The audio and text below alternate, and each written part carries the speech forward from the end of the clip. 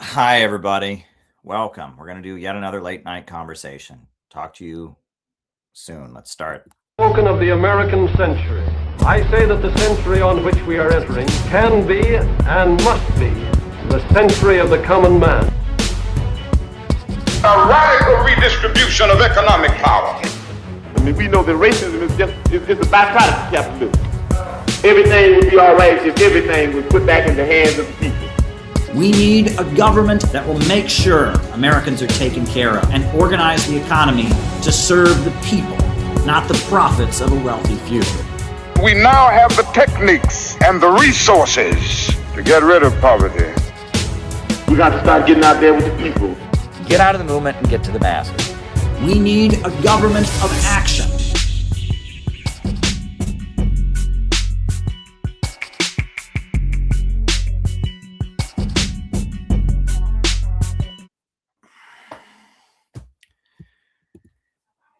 Hey, everybody. Welcome, welcome, welcome. I got a lot going on, but it's been a while since I've streamed because of everything that has been going on. And so we decided to come back on here, and I'm going to do, just kind of a short stream tonight, just kind of a stream that we're going to First, we're going to kind of go over everything that happened, and then I'll open it up. So if people want to come on, they can come on. But a lot is going on.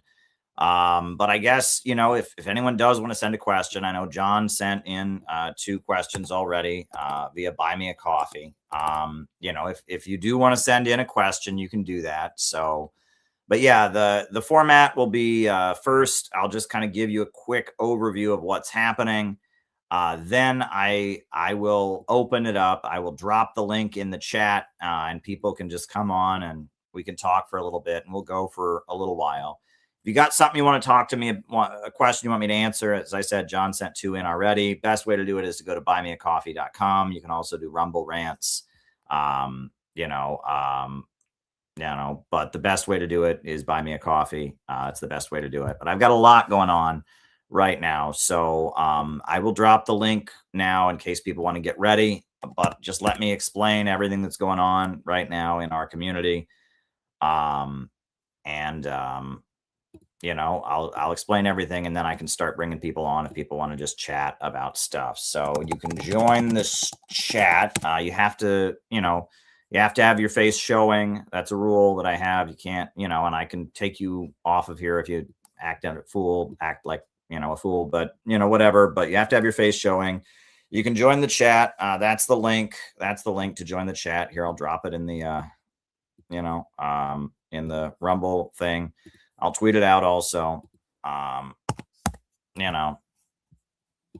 You can join the stream if you want to come on. But I just feel that I owe it to my community to get on here, right? You guys are so important and I haven't been able to stream. I usually stream every night, but lately I've just had so much going on that I haven't been able to get on here and stream. So I figured tonight, it's the first night in a while that I've had enough time to just sit down and stream for you all. We might as well have a little chat. So, I guess, where do I begin? Well, today I spent my day reporting out in front of the United Nations because of Trump's press conference that he had about the war. So I guess we can probably just start out with me putting, this is, my reporting from out in front of the UN. I guess we'll start out with that. So you can see the reporting that I did today. And then from there, I'll give you an update and then we'll start bringing people on. So Penny, I'm glad you're in the chat and I'm happy to bring you on, but you're a little early.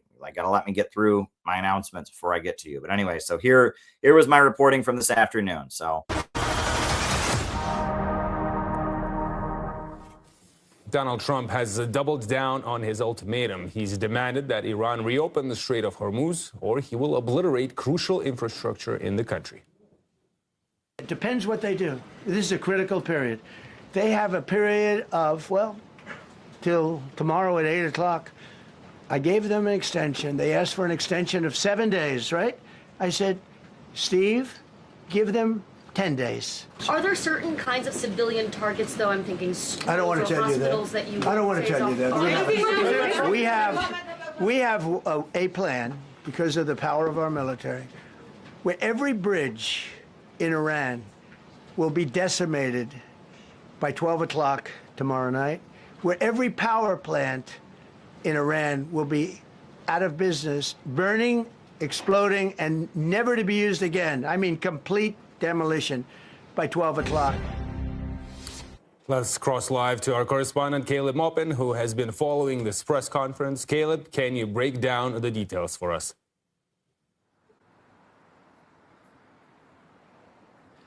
Sure. Well, the whole world was watching Donald Trump speak to the press and to the American people, wondering if he would back down from the profanity-laden threats that were issued on the day before. However, that was not the case, and the press conference largely began with Donald Trump and other U.S. officials, including Pete Hegseth, the Secretary of War, and the CIA director, telling an account of the rescue of a U.S. fighter pilot. On Thursday, an F-15 fighter jet was shot down over Iran, and the U.S. military has now come forward with a very dramatic account, sounds like something from a Hollywood movie, of how this F-15 fighter pilot was rescued, how the U.S. military never leaves anyone behind. This is what we heard from U.S. officials at the press conference.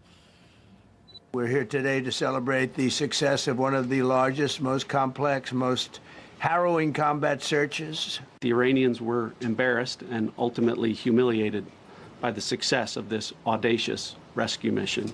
Our warriors executed missions of breathtaking skill, courage, and precision. This is a rescue that's very historic. It'll go down in the books. This was an incredibly brave and courageous mission. The entire country could be taken out in one night, and that night might be tomorrow night. Now, a lot of bragging about this rescue mission, a lot of grandiose statements being made. However, Iranian officials say their understanding of what took place, which they have backed up with photographic evidence, doesn't match. They've talked about U.S. military activities near the Iranian city of Isfahan that resulted in cargo planes being shot down and U.S. military helicopters being shot down. They have evidence showing wreckage of U.S. military equipment. This is what we heard from Iranians about what they've observed regarding these recent military activities from the United States. A demonstration of the scale of the failure and an accurate list of advanced equipment that the U.S. Army lost during the operations to rescue the pilot. This infographic examines the operational failure of the U.S. Army in rescuing a pilot with unexpected amount of hardware losses, including fighter jets, helicopters, and advanced drones destroyed during a single mission.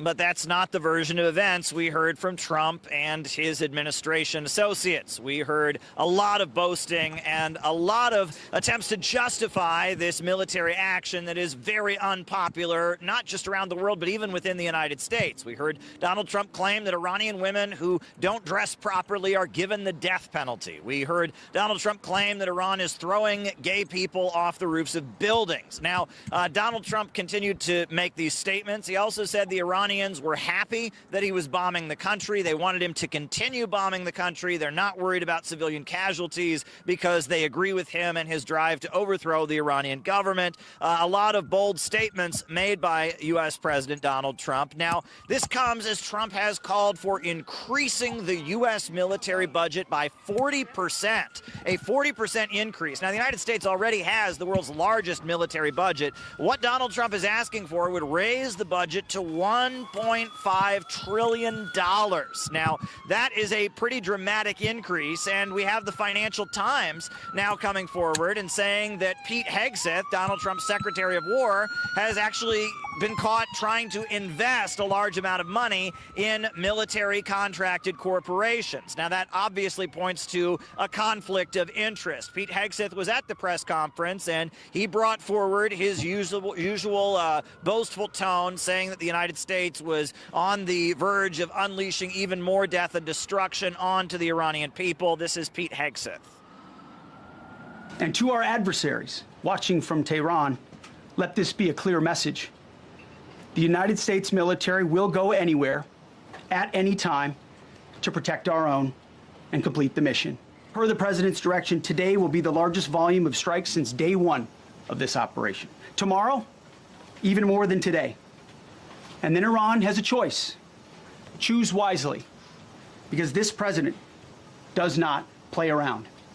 You can ask Soleimani, you can ask Maduro, you can ask Khomeini.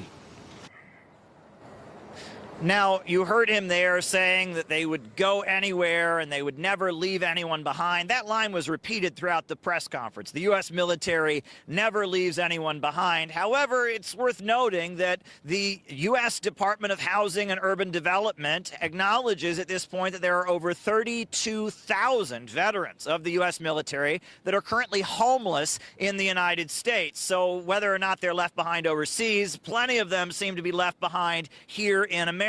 Now, Donald Trump touched on the NATO coalition and how he feels quite disappointed that the NATO countries haven't been dragged along into his attack on the Islamic Republic of Iran. Here's Trump commenting on NATO during the press conference. We're communicating like they used to communicate 2,000 years ago with children, bringing a note back and forth. They have no communication, but all I want to see is I want to have a safe world, and you're not going to have a safe world. Israel will be gone, the Middle East will be gone, and then they're coming for Europe. And I have to tell you, I'm very disappointed in NATO. NATO is a paper tiger. Putin's not afraid of NATO. Putin's afraid of us, very afraid of us. And he's explained it to me a lot of times. I got to know him very well. I know him very well. NATO is a paper tiger. NATO is us. And when we needed them, we didn't need them, by the way. We didn't need them, obviously, because they haven't helped at all. Just the opposite. They've actually gone out of their way not to help. They didn't even want to give us landing strips. Now, Donald Trump blamed the knowledge that a U.S. fighter pilot was missing on leaks in the administration. And he talked about how they would threaten to prosecute the media outlet that reported on this unless they were to admit and give the source, the leaker, to U.S. officials to be prosecuted for releasing that information. Donald Trump continued to present the war in very bombastic and one-sided terms. Iran, in his version of events, is only suffering defeats. He's not acknowledging U.S. casualties and losses on the U.S.'s part. But on the ground, Iran continues to come forward with photographs of wreckage of U.S. military equipment. And we continue to see the Iranian people rallying in the streets in support of their government. So the version of events we're hearing from Donald Trump and the version of events that the rest of the world is hearing, they just don't line up, as usual. It appears so. RT's Caleb Maupin, thank you for that report. All right. So that's where I was all day, and waiting for the meeting to be over and all of that. And if you haven't seen, we did some pretty exciting stuff. 1 week ago, we in CPI, we came to the city and they had their No Kings rally. And the No Kings rally was the Democrats, rally that they had, against Trump, but they refused to include opposing the war in Iran in the official demands of the protest, even though the crowd there was overwhelmingly anti-war. So what we did is we decided we would interfere, and we disrupted one of the main rallies, and then we blocked, we blocked the No Kings march. We got in the streets and we blocked the parade route and had to clash with the marshals. We were very disruptive, raising the issue of the war. And everyone in CPI, I must say, did an amazing job. Gabby and Noah came from out of town, Briggy and Paul and Irving and Mahir and, Jessica and Eric. And I mean, it was just a great group of people. I mean, Phil did a great job. And this is the video, if you haven't seen it, of what we did at the No Kings rally. They had tens of thousands of people in the streets against Trump, but the official demands of the protest didn't include the war. So we blocked the march. We held up the march, and they had to bring the marshals out multiple times. They brought the NYPD out to clear us out. It was quite a day. Our team did an amazing job. People from the rally joined us, actually, in our kind of makeshift, counter protest, if you want to call it that, or disruption of the protest route. I mean, it was really amazing what we did. There were a lot of little groups at the rally, a lot of little groups that no one noticed. Everybody noticed us. This is what we did on Saturday. Hands up, Iran! Hands up, Iran! Democrats are complicit. Hands off Iran!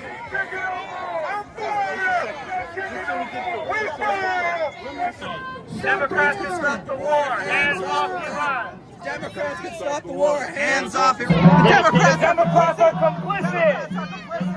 Democrats are complicit. Control opposition. Democrats are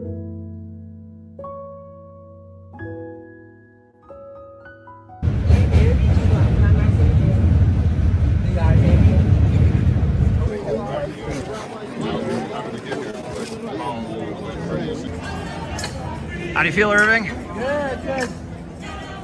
My grandfather was still alive now. He was a civil surgeon who used to serve in a rural part of Iran, so like in a northeastern part of Iran, a city called Mashhad in coastal Afghanistan. So he used to serve there, and my mother grew up there in Iran when she was younger. And this was after the revolution, so there was a real need for like doctors. Holding this flag, it means a lot. Yeah. It means a lot. Yeah. Well, Iran's being bombed right now, and they're standing with Palestine. Yeah, very much so. It's the main country that's resisting, and you have much of the not just the Islamic world, but much of the world.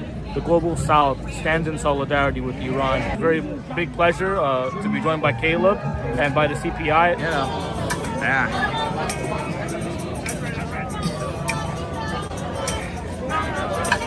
Did you hear, Noah, that the No Kings organizers didn't include no war on Iran in their call? Yeah, even mainstream media, like, how can you not do that? But of course, the Democrats, they applaud when Trump lies about the Iranian people, but when he talks about stuff that doesn't really matter, then they scowl. All right, so we claimed a good spot here near the stage to do our thing. All right, are we ready, guys? Ready to do this? That's when the song ends. Democrats can stop the war. Hands off Iran. Democrats can stop the war. Hands off Iran. Democrats stop the war. Hands off Iran. Democrats stop the war. Hands off Iran. Democrats can stop the war. Hands off Iran. Democrats can stop the war. Hands off Iran. Democrats can stop the war. Hands off Iran. Go away with it. Bombing them, damn it. They don't deserve to be bombed. You're still out to your own fight. Yeah, you support kids getting bombed by the U.S.? You support that? Fucking dumbass. They deserve to get bombed. They're killing. We just bombed babies in the school. The fuck? Democrats can stop the war. Hands off Iran. Hands off Iran.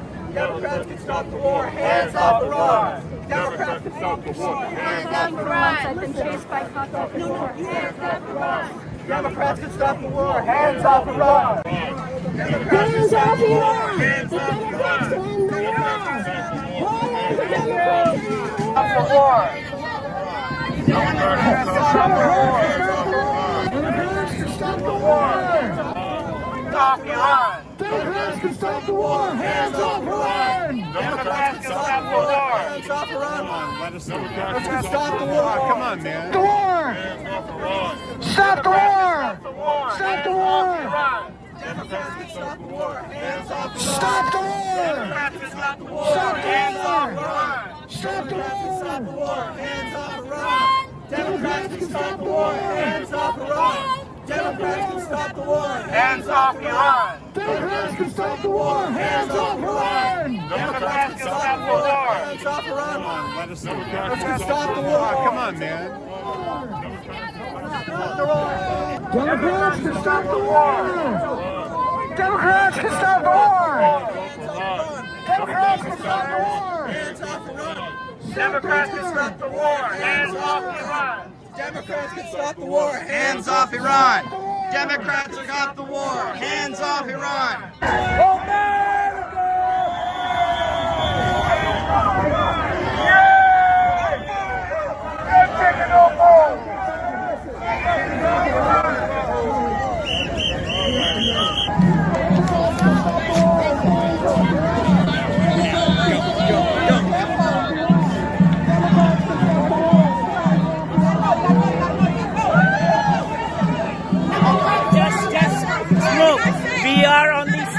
Can you please move? Hands off Iran! Democrats are complicit! Go back! Go back! Go back! Go back! Go back!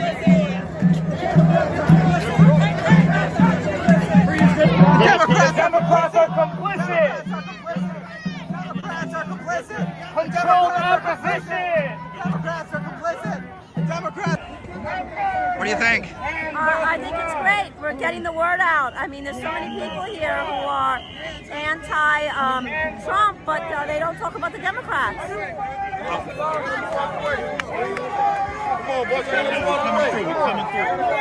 Democrats are complicit. Hands off Iran.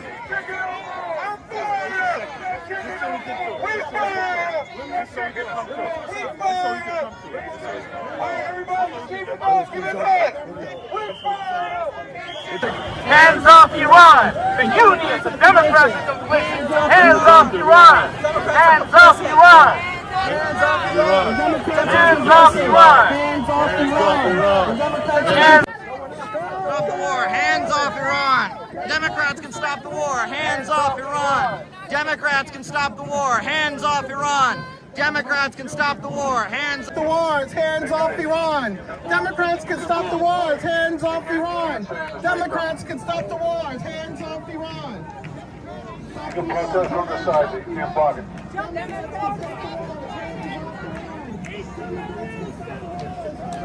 Real quick, and let's first break the deal. Hands off Iran! Democrats can stop the war. Hands off Iran! Hands off! Democrats can stop the war! Hands off Iran! Hands off Iran! Democrats can stop the war! Hands off Iran! So we've been standing here holding up the march for over an hour, and we're getting lots of thumbs up from people, lots of support. Everyone going by likes us. We had kind of a dust up with the marshals, but this is really going really well. Hands off Iran. The Democrats are complicit. Hands off Iran. The Democrats are complicit. Hands off Iran. The Democrats are complicit. Hands off Iran. The Democrats are complicit. Hands off Iran! The Democrats are complicit. Hands off Iran! How's it going, Gabby? Going good. Going good. The Democrats are complicit. How do you feel? Good. The Democrats are complicit. Finally. Hands off Iran. The Democrats are complicit. Hands off Iran. The Democrats are complicit. Hands off Iran. The Democrats are complicit. Hands off Iran. Do you like our message? Yes, I like your message. I think that the U.S. bombed threw a missile on those children and they died for nothing and nobody even cares. And I wonder what Hexas would say with his 7 children if they would throw a bomb on his children for nothing. Thank you. Glad you're here. Democrats can stop the war. Hands off Iran. Democrats can stop the war. Hands off Iran. The Democrats can stop the war. Hands off Iran. Democrats can stop the war. Hands off Iran. Democrats can stop the war. Hands off Iran. Democrats can stop the war.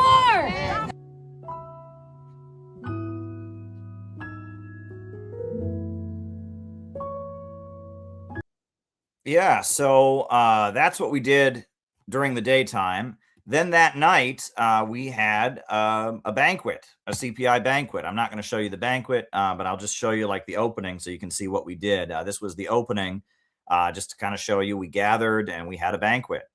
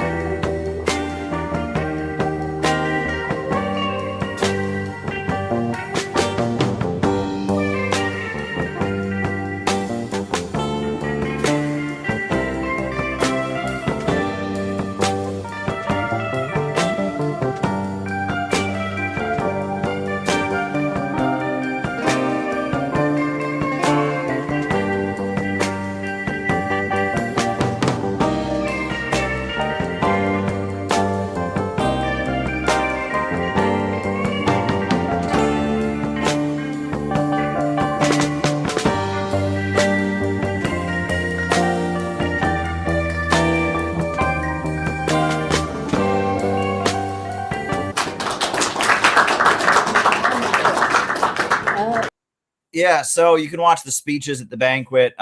It was very, very beautiful. Noah gave a great talk. Gabby was great. People from, I mean, there was a minister there from Mali who talked about the impact of the Union of Sahel States and the corruption in Africa and anti-colonialism and anti-imperialism. It was really, really a tremendous thing. And we did more. We launched our outreach campaign with this new little booklet. Why is it impossible to get this flower in America? And for those of you who don't know, this flower is Kim Il-sungia, a flower named after Kim Il-sung, created in Indonesia. We have this beautiful booklet, and Gabby and Noah launched the campaign at Riverside Church, the historic church. I'll show that video. I spoke to a United Nations event, the closing ceremony for Women's History Month. And at that event, I gave an anti-imperialist speech, and we'll show all of that frequently. But I will say what I need you to do right now, if you can do it, this would make my night, is donate to CPI. Just donate directly to CPI. Go to this link, cpiusa.org/donate. Not hard. Go and send us $5, send us $10, send us $50, send us $100, because I am feeling it. I am supposed to be traveling internationally in a few days, and then when I get back, I am going directly to the Uhuru movement. The Uhuru movement is having their national convention in Florida, in St. Louis, Missouri, and I'm supposed to be a speaker there. And I don't know how I'm getting there because my plane costs have gone up, and I have no idea how I'm getting there because right now we're struggling, and I still have to pay the cameraman who video recorded everything. And I mean, I'm being pulled in about 5 different directions here. So if people could help us by sending a donation so that we can get through this kind of emergency situation where we got a lot of activities going on. We're trying to get things together for the convention, August 15th, the CPI national gathering. A lot is going on. This is really, this is the time. I said this in a video I made earlier. This is our time. This is everything CPI has been talking about. We wrote a book about the Houthis and this religious anti-imperialist movement aligned with Iran. We wrote a book about them, explaining who they are and distributed in bulk. And now the USA is at war, not just with Iran, but with all these Shia revolutionary groups like Ansar Allah, like Hezbollah, like the Iraqi Shia militias. We've been warning about the Foreign Agents Registration Act. That's why we've stood with Uhuru like no one else has from the beginning. That's why, we warned about it. Now, here we are. We're in the middle of it, right? We have been raising the alarm. And actually, it's because of the work that we did the work that we have done has paid off. If it wasn't for CPI and the fact that we went out of our way to boost the anti-war messaging of Trump's campaign with the Kamala Harris book, with the Peace MAGA campaign. Now we have seen Joe Kent, the U.S. National Counterterrorism Director, step down because the MAGA camp, anti-war sentiments among the MAGA people are overwhelming. The left totally ignored that. If it had been up to the regular communist groups, they would have never boosted any of the anti-war sentiment in MAGA. As far as they're concerned, anyone who's against abortion, anyone who disagrees is a Nazi, is a racist. But we boosted the anti-war message, the anti-war message, and that was effective because now we're seeing the Trump camp crumble. And Marjorie Taylor Greene and Tucker Carlson and Thomas Massie, that's because of us, folks. We had the common sense to say, let's insert anti-war messaging to where it is strategic. And we did that. And no one else had the bravery to do that. They all just wanted to campaign for Kamala Harris by calling Trump supporters racists. But we boosted the anti-war messaging of the Trump campaign. And now the fact that within the Trump camp, there's widespread opposition to this war, that's because of us, folks. Nobody else had the courage or the bravery to do that. We did. And with the Kamala Harris book and with the Peace MAGA campaign, CPI, we're the real deal. And we have so much. This is a time where we need to be doing, we got about 1,000 things we need to be doing right now. I'll just tell you, we've got about 1,000 things we need to be doing.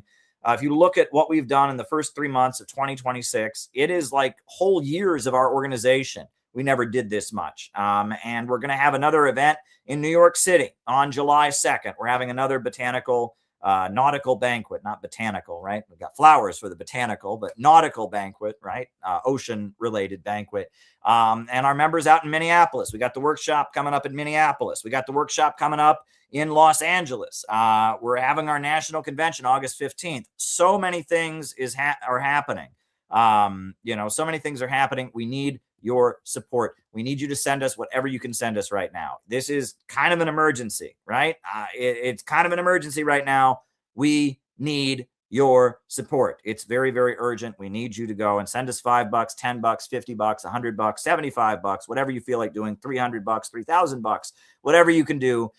It's kind of urgent. We are being pulled in about 100 different directions. I still have to pay the cameraman who filmed everything that we did. If it hadn't been for him, it would never have been documented. I still have to figure out how I'm getting to the Uhuru convention. I'm about to leave the country. I'll be out of the country for a few days. Not telling you where I'm going. You can probably guess.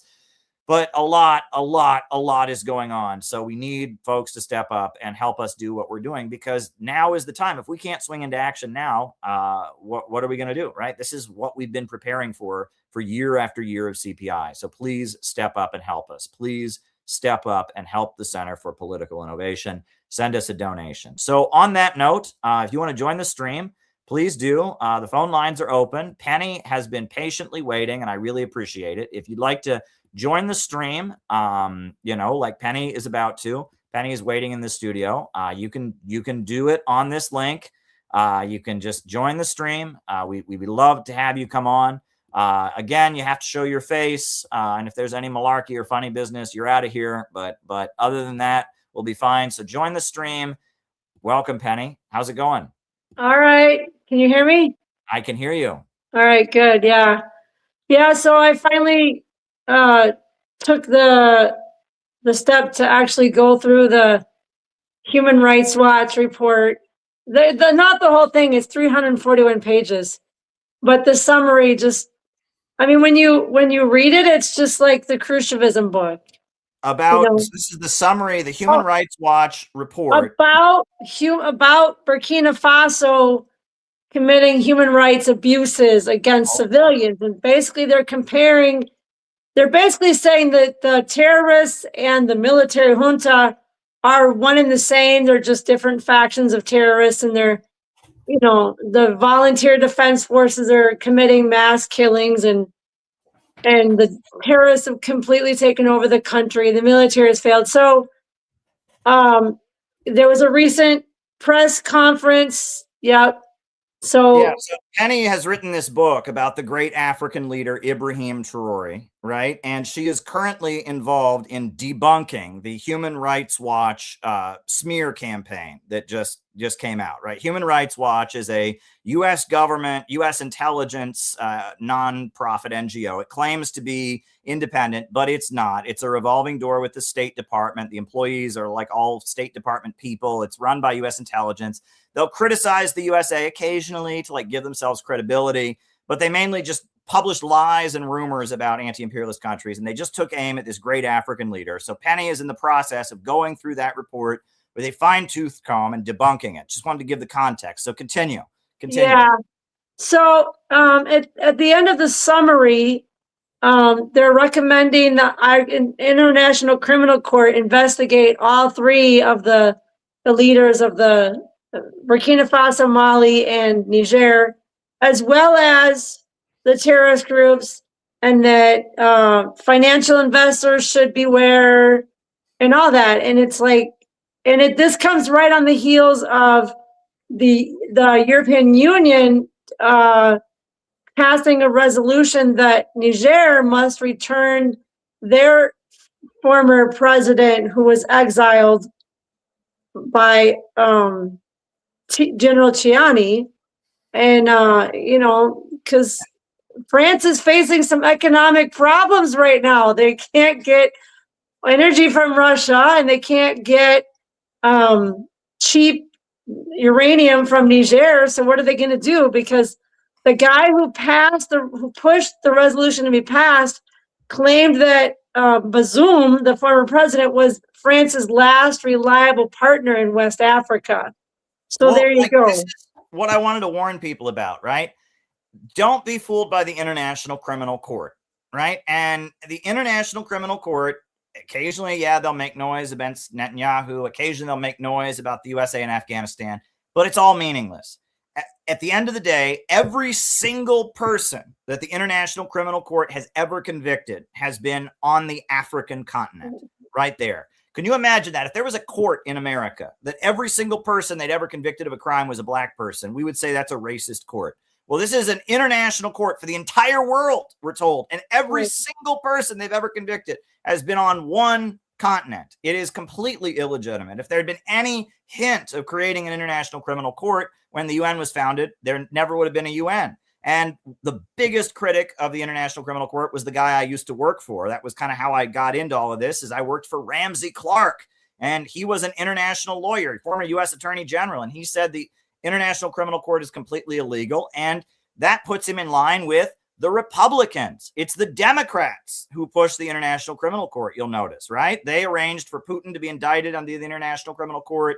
And it's George Soros is one of the main financial backers of it. And it was modeled on the International Criminal Tribunal of Yugoslavia, which was also a complete joke. I mean, it wasn't, the leaders of Yugoslavia weren't African. They were, Eastern European, but Slavs. But the International Criminal Tribunal on Yugoslavia was completely illegitimate. But even they admitted there was no genocide, that the basis of the bombing that Bill Clinton had carried out and all that was fake. So this International Criminal Court is completely illegitimate. So now we have a great African leader, Ibrahim Traore, who's aligned with two other great African leaders that kicked out the corrupt French colonial puppet democracy. And now we have Human Rights Watch calling for the International Criminal Court to go after them. And now we see with what was done to Maduro, right, that they could actually, that's what they have, the capability of just going and kidnapping people, right? So this is very dangerous what they're doing. These are not just, words that they're throwing out there, right? And they're trying to build the case in the public mind that going and kidnapping this leader, Ibrahim Traore, would be somehow a good thing to do because, we talked to somebody who said that he is linked to somebody who killed somebody, as if they're, it's all the same old stuff, and it's rumors, it's innuendo, and it's just absolutely outrageous. And I'm glad Penny is going through this and debunking it. And so you're telling me they're trying to blame Traore. The whole reason he took power is he's a military commander who's been fighting Al-Qaeda, right? Or I think they're called ISIS in Africa, Boko Haram. Now they're called ISIS in Africa. They're the terrorists, right? And the French were sending their military there supposedly to fight him, and they weren't doing anything about it. So Ibrahim Traore is this military leader, and they took power to fight the terrorists, and Russia is helping them fight Al-Qaeda and all of that. So now in Human Rights Watch's report, they're blaming Traore for what ISIS is doing, even though he's fighting them in a way the French never did. They're saying that it's basically like two military groups fighting each other, and that the volunteer defense forces that are in the villages are attracting the terrorist attacks against the civilians. So it's attracting. Yeah. So because they're they're called VDPs. So the VDPs are there to protect the villages, and so the terrorists attack the villages because the VDPs are there. So that's like saying, if you have a gun in your house to protect yourself and somebody robs you, that's your fault because you invited them there with your gun. That's ridiculous. Yeah, there you go. Right? It's like in your Khrushchevism book, The Curse on Both Your Houses deal, where they want you to think that there is no hope, there is no quote unquote savior. Yeah. But they do a good job with their media, and they're out in the streets and they're interviewing people are like, what human rights are you talking about? We have the right to life. That's most important. And Traore just did a Meet the Press interview, and he talked about it. And the government has previously suspended BBC and Human Rights Watch and a bunch of other agencies for the same thing. And they actually expelled 2 UN ambassadors, persona non grata, for the same thing.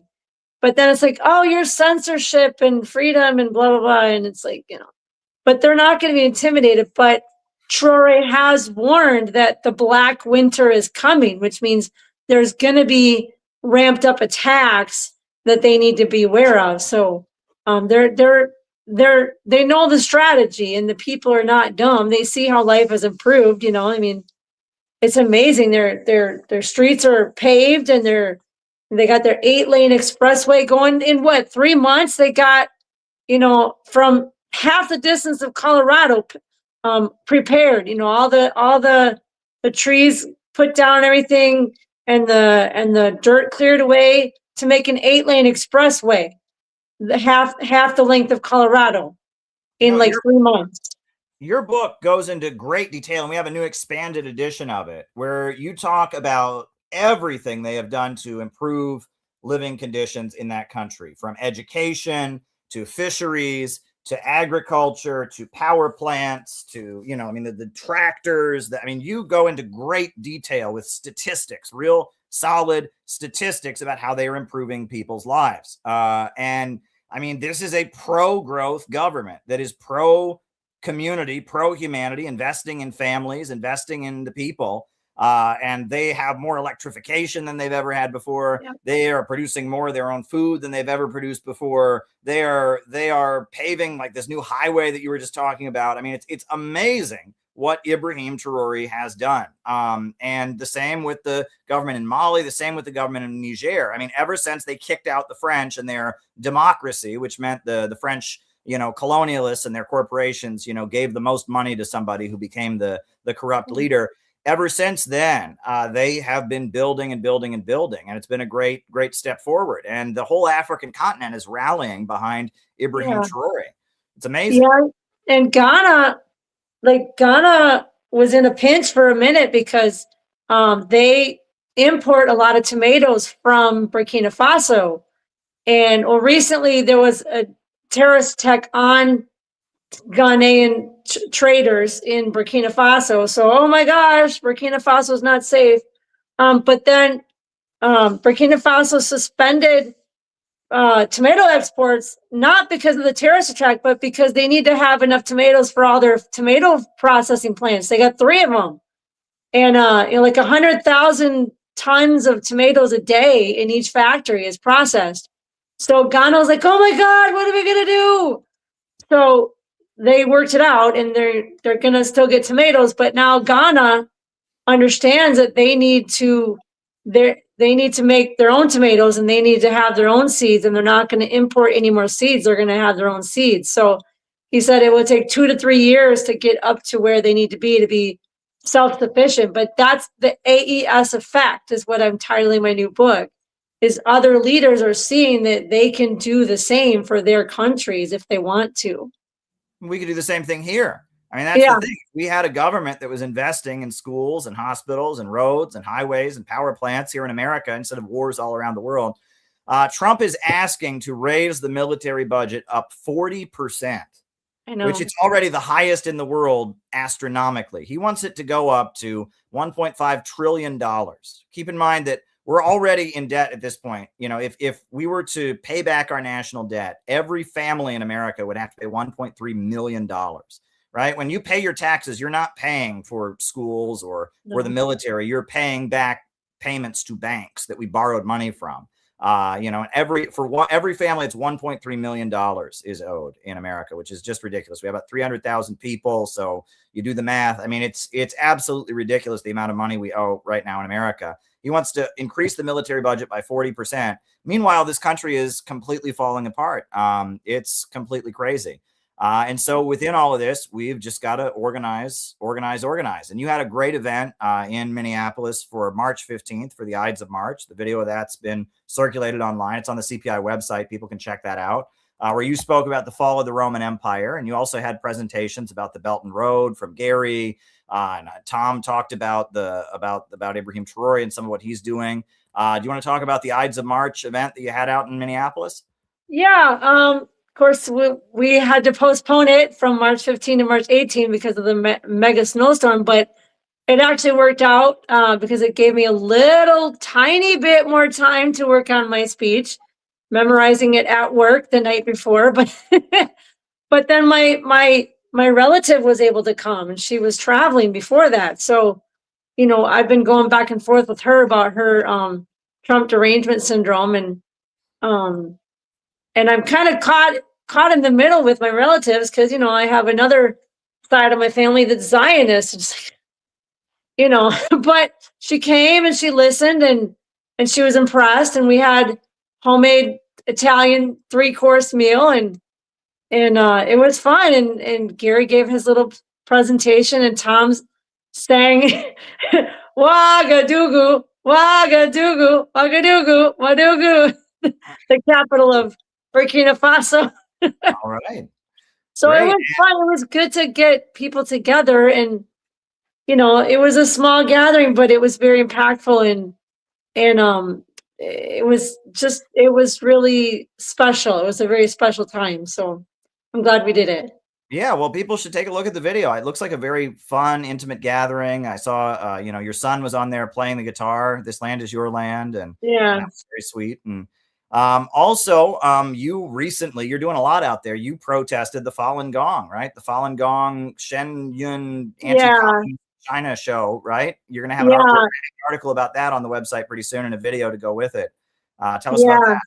The logistics was difficult because it's right downtown on the major street, and like there's parking garages, there's parking lots, there's parking spaces. So people were coming from all different directions. So I didn't know what to expect. And it was super windy. Even Gary was being blown away, literally. And so my tripod kept falling over, but I learned a trick now that I can tie it down to a barbell, and so it doesn't tip over. Because I used to just tie it down to my little roller suitcase, but that even didn't work. So, but we did a song and we did a skit, and I had a passerby hold the camera for a minute so I could finish my song. So it was a lot of I wrote the song and practiced my singing voice for like a week to try to get my voice so I could get all the different pitches in the song, because it doesn't have a steady tune. But it was fun to like learn about Falun Gong and explain it in a skit.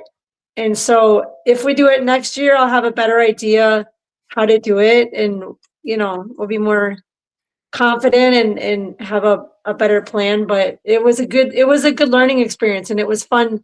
And I made an Empress hat, and made a farmer's hat for Gary. So it was fun.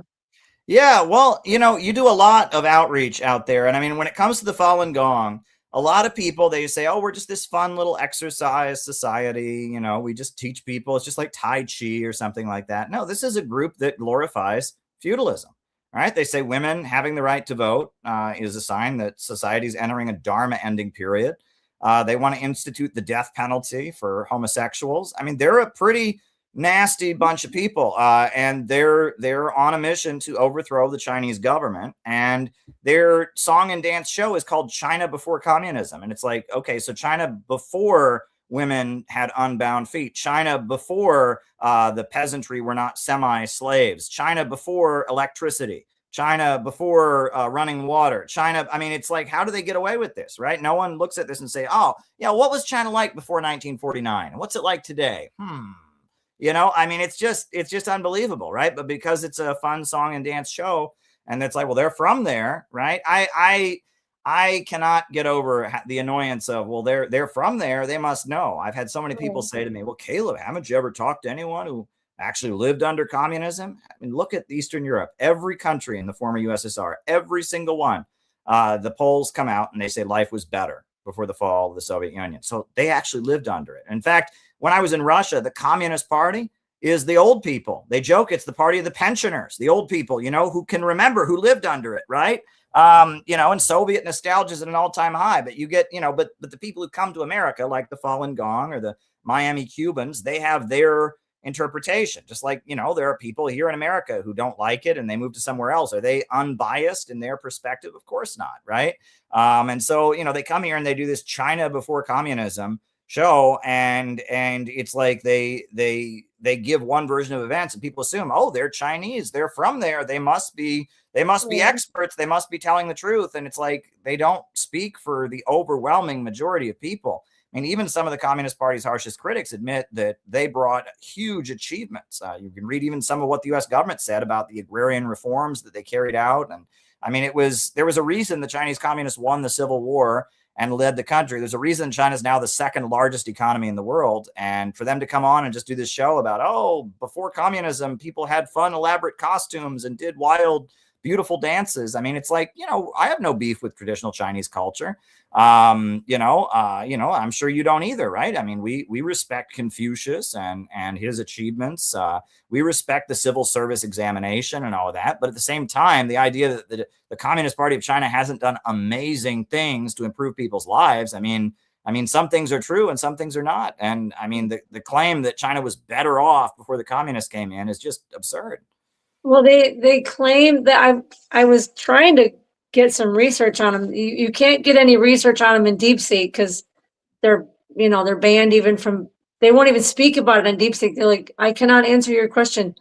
But according to Google, all I could get was that they teach people not to take their medicine, and so people were dying en masse because of that. And of course they want to overthrow the government.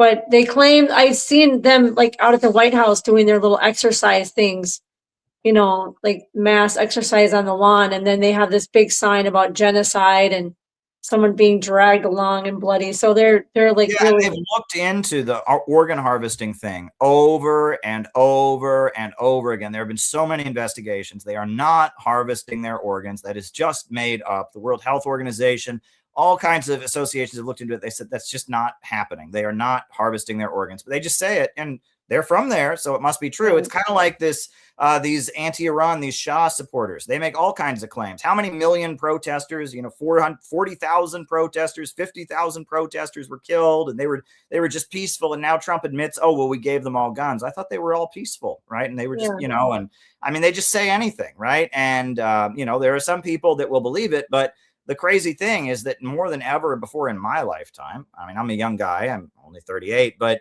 in my lifetime, never before have people been so unwilling to believe this kind of propaganda. People just don't fall for it. They don't trust the government, whether red state, blue state, rural, urban, black, white, Arab, Latino. People don't buy it. People don't buy the propaganda. And the world is changing, but we got to swing into action and not lose the moment. We got to build the anti-imperialist movement. And you are doing that every day, Penny, and we salute you for the hard work that you are doing.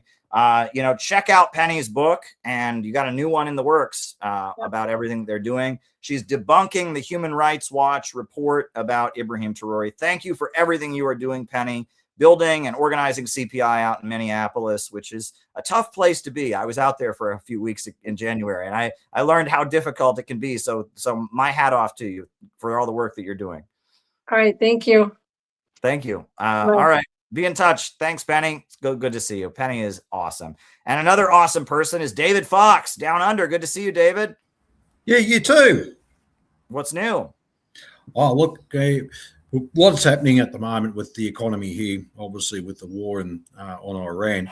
I mean, cost of living still going up, and of course, fuel prices have been astronomical, although the government halved the fuel excise to try and alleviate it, but that's still besides the point. We are actually in a very desperate situation because we actually don't have our own fuel reserves, or very limited. And now we've only got 2 active refineries left. One's actually to produce aviation fuel. That's actually putting us much more in a precarious situation. What's interesting on I've been observing a lot, and a lot of people are now questioning the whole thing, from the US alliance right through to the whole system. And even common, ordinary working people are saying, this is not, this is more than just about war. This is between rich and poor. And obviously, they're starting to wake up to it. And it's a really good point. And also, the primary contradiction is between everyone on the planet and against imperialism, between rich and poor. And I'm glad to see it. It didn't need any revolutionary party to tell them that. They're actually waking up to themselves to entirely starting to question it all. And there's a lot of serious discussion about where we're going in Australia. So even questioning, how our foreign policy is tied up with US. Really getting stuck into the federal government about their stance on this war and how weak it is. All right, you probably saw, I sent that little link the other day with one of the most boring, dim-witted speeches from any leader of a country. It went for about Right. 3 Well, I was about to say, you're talking about how it was beforehand, and then he came and gave the most epic, dynamic presentation ever and spoke to the Australian people, and they were just so moved by his 3 minutes. They changed their minds, and now they're just waving the flag and ready to go. I'm just kidding. Yeah, everyone's just yelling at him. You should just send an email to us. Because that's you can put it into an email, and it basically out of that, it's just saying it's tough times ahead, tighten your belts. It reminded me what Jimmy Carter once said: "Look, if you're feeling cold, put a sweater on." And I thought same thing. Said, don't fill up your gas tank unless you need to drive. Yes, that's right. Generally, what people do, isn't it? You know. Some people just fill up their gas tank for fun, I guess. Buy a bicycle. That's another one they're coming out with. So, I mean, it generally buy a bicycle. All right, buy a bicycle. Yeah. Wow. So it becomes ridiculous after a while, but also serious at the same time. I think everyone has all that concerns. It's going to take a lot of organising, and I congratulate CPI for what you guys did just recently with the No Kings rallies, and I think that was a really good tactic pulled off there. And the amount of people have noticed they're actually on side is really good to see. They're not actually falling for the traditional two-party. Everybody was for us. I mean, there were a couple people that maybe didn't agree. And even they were saying they didn't agree with the war, but they didn't like that we had the Iranian flag because blah, blah, blah, Ayatollahs. Yeah. But that was like a very small, I could count on my hand, like 5 people. Everybody was giving us thumbs up and all of that. And even a lot of the big contingents had like no war in their thing. So why wouldn't they include that? Right. It's just because No Kings was paid for by, these big corporations and Amazon and George Soros and stuff. And for some reason, opposing the war wasn't part of the agenda, but that's everyone there was on our side, and I thought that was quite interesting. Keep up the fight. Are there big mobilizations, protests going on in Australia right now? Well, there was too. They weren't like massive protests, so organised by particular groups. I think it is a push now to actually start having big, broad protests. And I think it's got to be back here to the bread and butter issues as well. Why should we suffer? Because of someone for a rich man's war. And I think that's got to be the message put through. People are questioning it now, and I think this is a good time to do it and not let some particular group, I won't mention names, but to try and hijack it and for their own agenda. But most importantly too, I think what's interesting, you're talking about China with Penny. We're studying this book at the moment, and I highly recommend this study. China's Great Road. By John Ross, Lessons for Marxist Theory and Socialist Practices. Very interesting. Yeah, and actually talking about why China is a socialist country, China's theory is in line with Marx. It's like exactly what you've been explaining for these years. And also it aligns with innovationism, how they're unleashing material growth and also creativity, the whole lot. And so it's quite in line with it. And the amount of countries looking towards China as an inspiration. It's really well put. It's a really good book. He does criticise the Soviet Union in its early days in some aspect, which I thought was a bit uncalled for. But however, it's a pretty good book to have people understand China. I've seen a lot of conversation on that kind of thing lately that is just very frustrating. Marco Rubio, our U.S. Secretary of State, he came out and he was saying that China's that Cuba's economy, it has nothing to do with the fact the U.S. is blocking them from getting oil. Yeah. It's just because they're communist, and communist just doesn't work, right? Is what he said, right? And it's like the USA is actively like preventing oil from getting into the country, but it has nothing to do with their problems. It's all just because of communism. And he said, and that's because no one would ever invest in a communist country. And I thought, China, Vietnam, I've seen some foreign investment in communist countries before.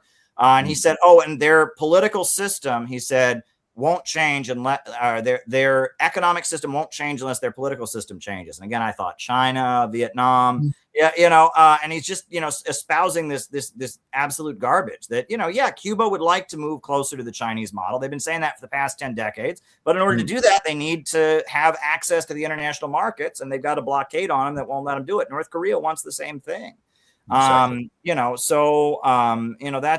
saw that. The other thing is I saw the Libertarian Party, which lately has been doing a lot of great work opposing the war. They tweeted out that the doctrine of Karl Marx all just gets down to you know, resenting the guy who has it better than you. And I said, no, actually, you know, you know, Marxists in the past maybe have tapped into some of those sentiments, but really Marxism is about understanding that mankind has a unique creative ability to reinvent its relationship with nature and rise to a higher plane. And as we reach a higher technological plane, social relations evolve and adapt based on that, right? And that the base and the superstructure flow from each other.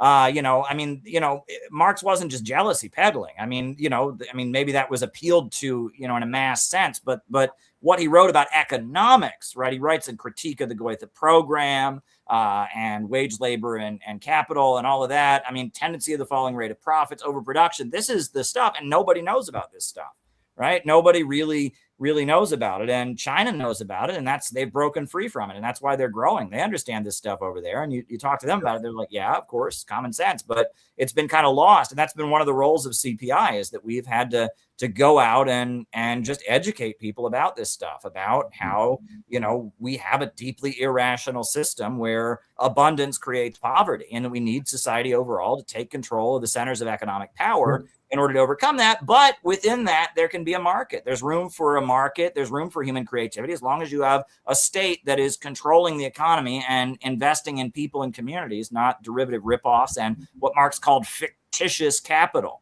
right? The speculative economy that we've built up here in the West. And, you know, again, who else is saying that but CPI? And that's why we got to just keep going. That's why we got to keep building and organizing. Would you like us, if possible, we could send some of these out to Australia? Have you seen? That'd be great. Yeah. I'll send. I can email you. Okay, yeah, we'd like you to have this. So, all right. Well, anything else you want to say before you go, David? Just on that, and I think obviously it's good to have that as a vision forward. But obviously for Australia, we've got a long way to go yet. But I think we're in exciting times at the moment as well, besides scary times.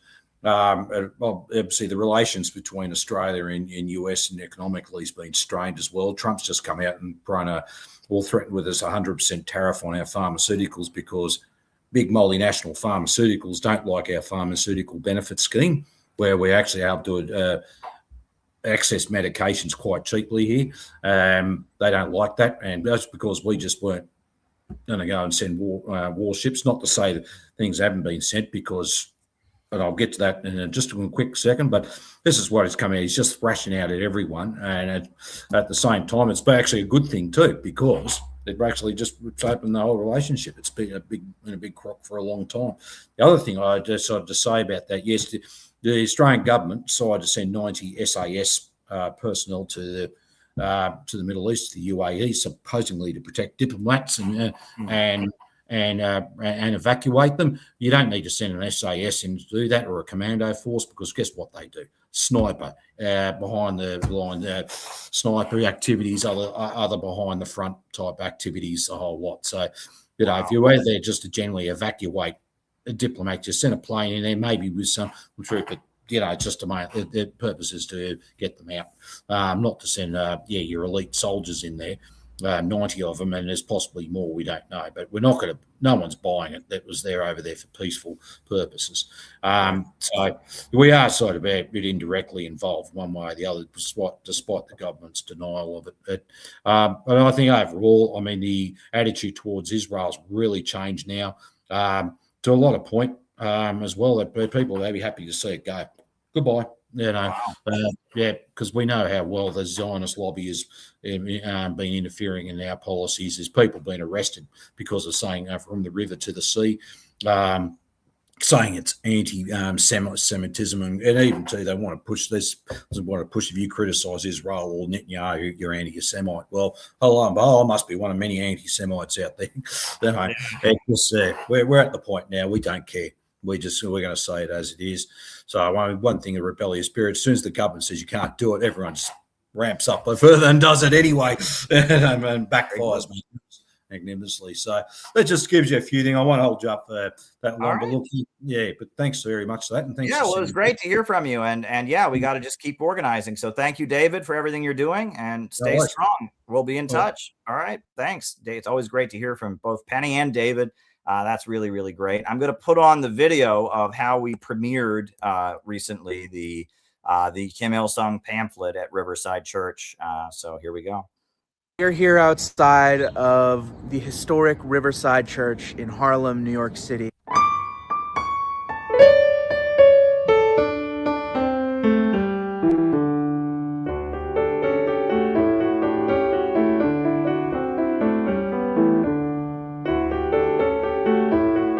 It's a historic church involved with the civil rights movement and, many other struggles. Big center for ban the bomb protests.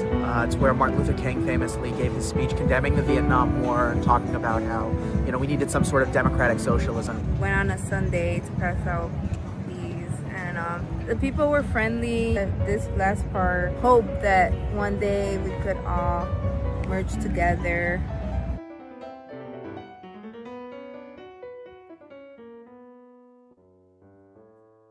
Talks about the Kim Il-sungya. It was a symbol of friendship between Indonesia and the Democratic People's Republic of Korea at the time when Sukarno, who was part of the non-aligned movement. When people think about North Korea, they think about military parades.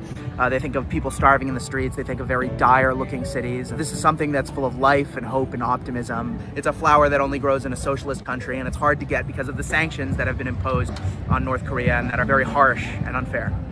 They were like saying, is there a garden or is there a flower shop that they sell this? And I'm like, well, you have to find out. And I told them about that Kim Il-sungya flower, and the back part I kept reading.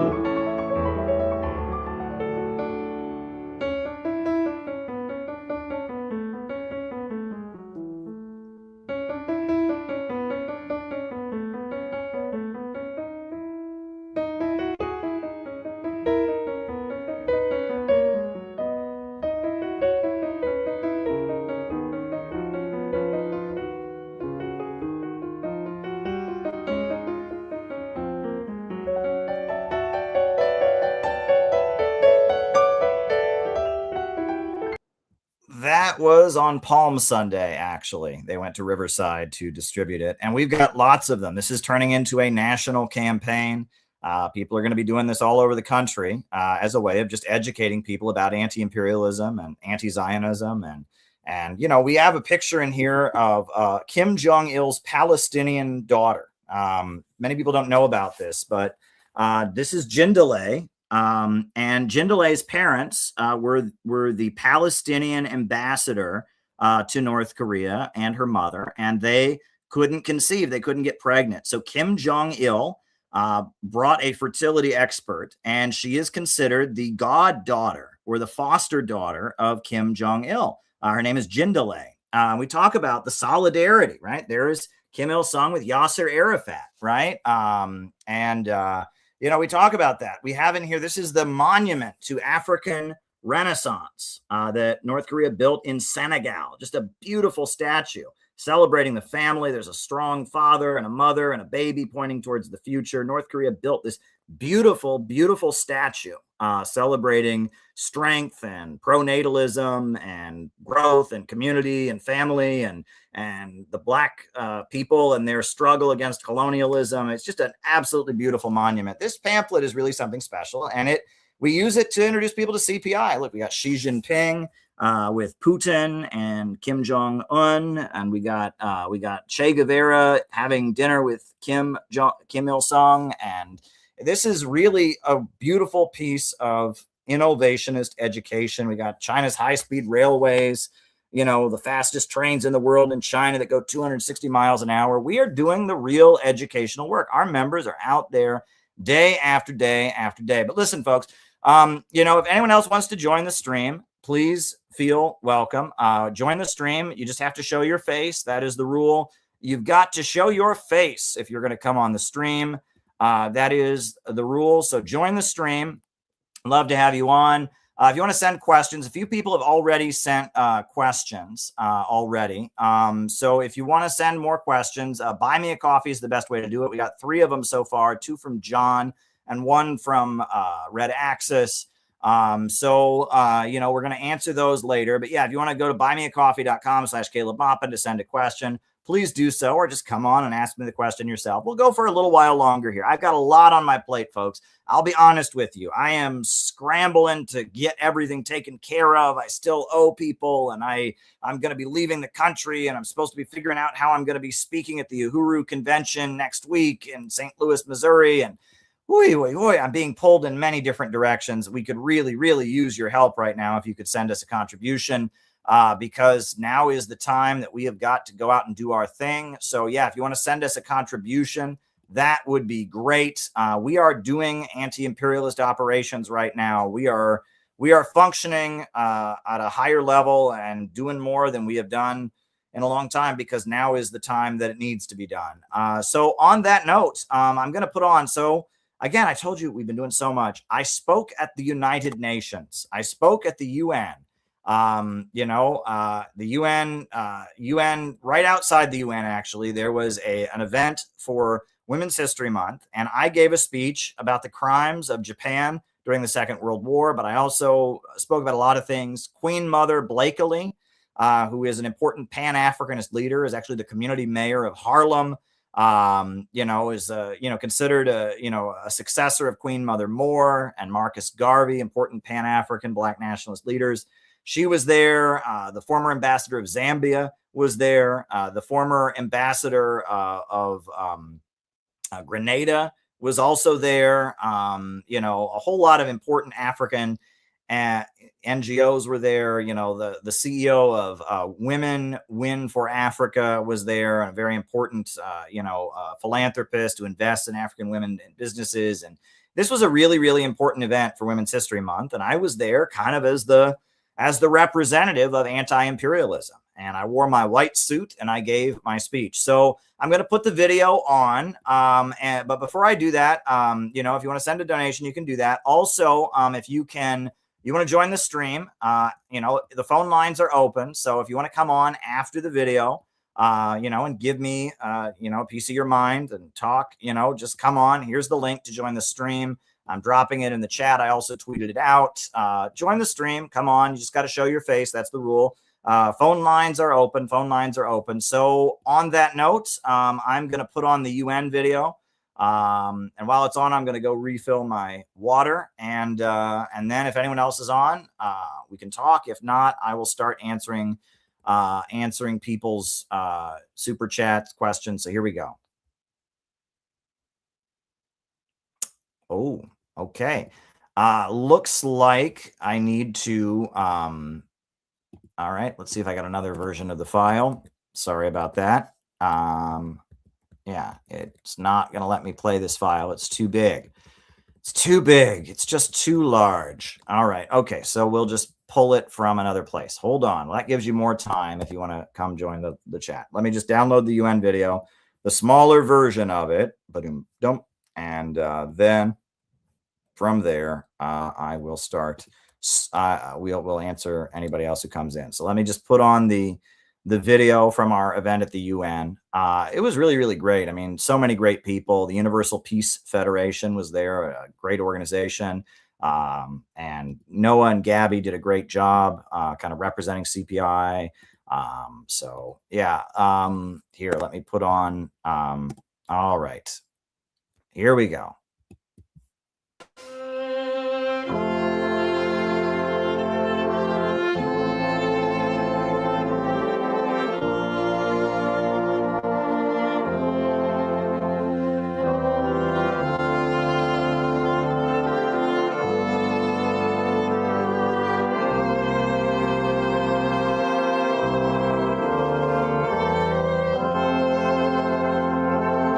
I would like to welcome the third speaker, Mr. Caleb Moppin, the founder and director of CPI.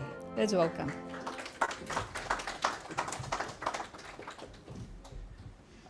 Well, I'm an Irish American, and Irish American folks are known as good storytellers. And normally when I speak before an audience, I just kind of speak from the heart like I am right now. But because my time is limited and there's so many great dynamic individuals here, I actually wrote out what I'm going to say. And so I will read you my brief presentation. So thank you. Thank you, everyone. It's really an honor to be included in this important event. I want to thank Bishop Joy Terriot, Guru Ji, and Julie Hatulin for including my organization, the Center for Political Innovation, in this panel with so many amazing individuals. As an innovationist, I take pride in the fact that we stand on the shoulders of so many giants who have advocated for peace and social justice in generations of the past, including so many great women. Harriet Tubman, Helen Keller, Anna Louise Strong, Rosa Luxemburg, and St. Joan of Arc, to name just a few. I also think it's important that we look back on the struggle that was key in founding the United Nations, and that was the struggle of humanity against the menace of fascism. During the Second World War and in the lead up to it, we saw some of the ugliest recorded crimes against humanity, in particular, crimes against women. The Japanese fascists subjected over 200,000 women, many of them Korean, Chinese, or Filipina, to being enslaved as comfort women by the Japanese military. It was not until 1993 that these horrendous crimes were even widely discussed or acknowledged by the international community. Often, these women were taken hundreds of miles away from their homes to different countries, and after the war, they never had the ability to return home. Most of those who survived this treatment were never able to get married because of either the social stigma or the lingering trauma that came from being a victim of such an atrocity. When Japanese politicians gloss over this history, or school textbooks make light of these crimes of the Japanese imperialists against peoples throughout Asia during the Second World War, this reveals a deeply troubling arrogance. In the name of a kind of Cold War-style campism, Western countries will look the other way as Japan's crimes are downplayed while they point fingers at China and seek to justify U.S. military expansion in the Pacific. In doing so, they are engaged in a dangerous path of unlearning some of the most important lessons of the Second World War. During this conflict, which laid the basis for the United Nations, the Soviet Union, China, America, Great Britain all stood together as allies. After the Second World War, the United Nations and other international institutions gave special attention to opposing any doctrine of racial supremacy, understanding the horrors that such mistaken thinking could lead to. During the Second World War, U.S. Vice President Henry Wallace proclaimed, "The object of this war is to make sure that everyone can have a quart of milk to drink every day." He emphasized the message of U.S. President Roosevelt that the roots of fascism lay in hungry stomachs and economic suffering. Wallace went on to say, "Some have spoken of the American century, but I say the century on which we are entering, the century that will come into being after this war, can be and must be the century of the common man." And I am sure that he meant also the common woman, because he went on to say that the horror of fascism, quote, "unleashes the ferocity of the she-bear who has lost a cub. The American people will fight with a relentless fury, which will drive the ancient Teutonic gods back cowering into their caves. The Gotterdammerung has come for Odin and his crew." The United Nations was formed to make sure no horrendous event like the Second World War could ever occur again. That is why it is urgent that the international community come together to stop the relentless U.S. attack against the Islamic Republic of Iran. It is equally urgent that a serious, realistic peace plan be put into effect in Donbass so that Russia and Ukraine can no longer be at war. The international community must stick with its consensus of one China and avoid stoking tensions in the Pacific. The hope for moving forward toward the peaceful reunification of the Korean Peninsula must be revived. Cuba must be permitted to import fuel and participate in the international energy markets like any other nation. But none of these words should be interpreted as anti-American. I'm a patriotic American, and as we approach the 250-year anniversary of our great nation, let us remember that our country was born in a revolution that celebrated individual rights and religious liberty. It rejected the economic model of global trade set out by the British Empire and our American Revolution asserted the right of our country to build up its own economy.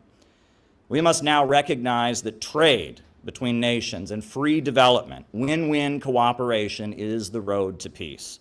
When education is available and when opportunity is presented, the conditions of women improve amid healthier social relations.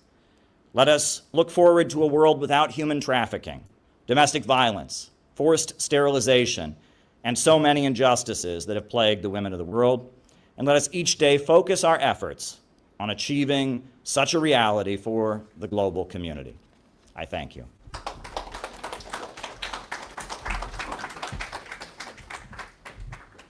Thank you, Mr. Caleb, for touching the very sensitive issues. Comfort women. What a day.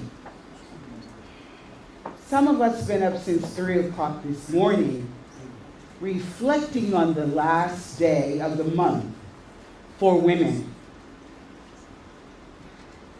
What a day is today. It's a historic day. Can you imagine in the Security Council, a First Lady held the chair in the month of March? Melania Trump. What a day. Women discuss her role as a woman in the month of March. What a day. In discussing that issue, we brought in the youth who went to Montpellier, France, during the Olympics with Dr. Bass. The youth went to Mexico City discussing the issue and a declaration for peace that they want and shaping the world they want from the Security Council. During the General Assembly, future of peace, future of peace, how they may frame it. But you can imagine they invited Queen Mother to join them with my sneakers on, spending time with them and watching the Olympics with them. But Montpellier is where they worked. I will never forget the youth, what they want out of the Security Council. And that is peace building, peacekeeping, peace education, and it goes on and on. I advise all of us to pick up the declarations, what they have done under the leadership of Dr. Bass. I say to you, Dada, my dearly beloved daughter, look at these documents which we gave to the U.S. mission today, to the First Lady of the United States of America. Hear what your youth are saying and what they want from the sound of the word peace that we discuss here today. In the White House, we have an attorney waiting for the documents that we mailed today and went to the mission and delivered. But we have someone at the White House waiting for these documents today. So what a day this is, hearing the voice of the young people and what they want as they shape the world for peace and tranquility, security, working together and understanding each other, what that means in interfaith. Guru, they using your words and your work interfaith at the United Nations. And right now, look at every religion is bowing to God, whatever name that is greater than themselves at this time. Healing is happening. And mothers, the girl child, the daughter, the sister, it is your time. And bring and usher in peace which you must do, since you usher in life. Queen Mother says, peace, peace, peace. Ayú.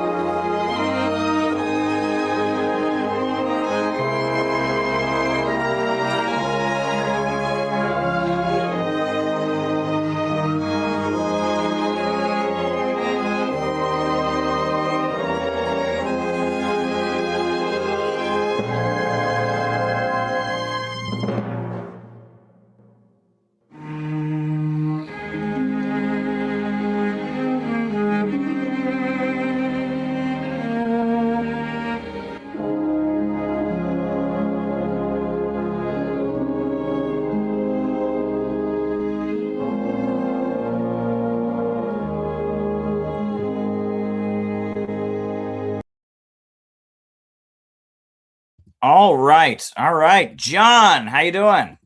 Oh, hi, Caleb. Thanks new? for having me on. Sure thing.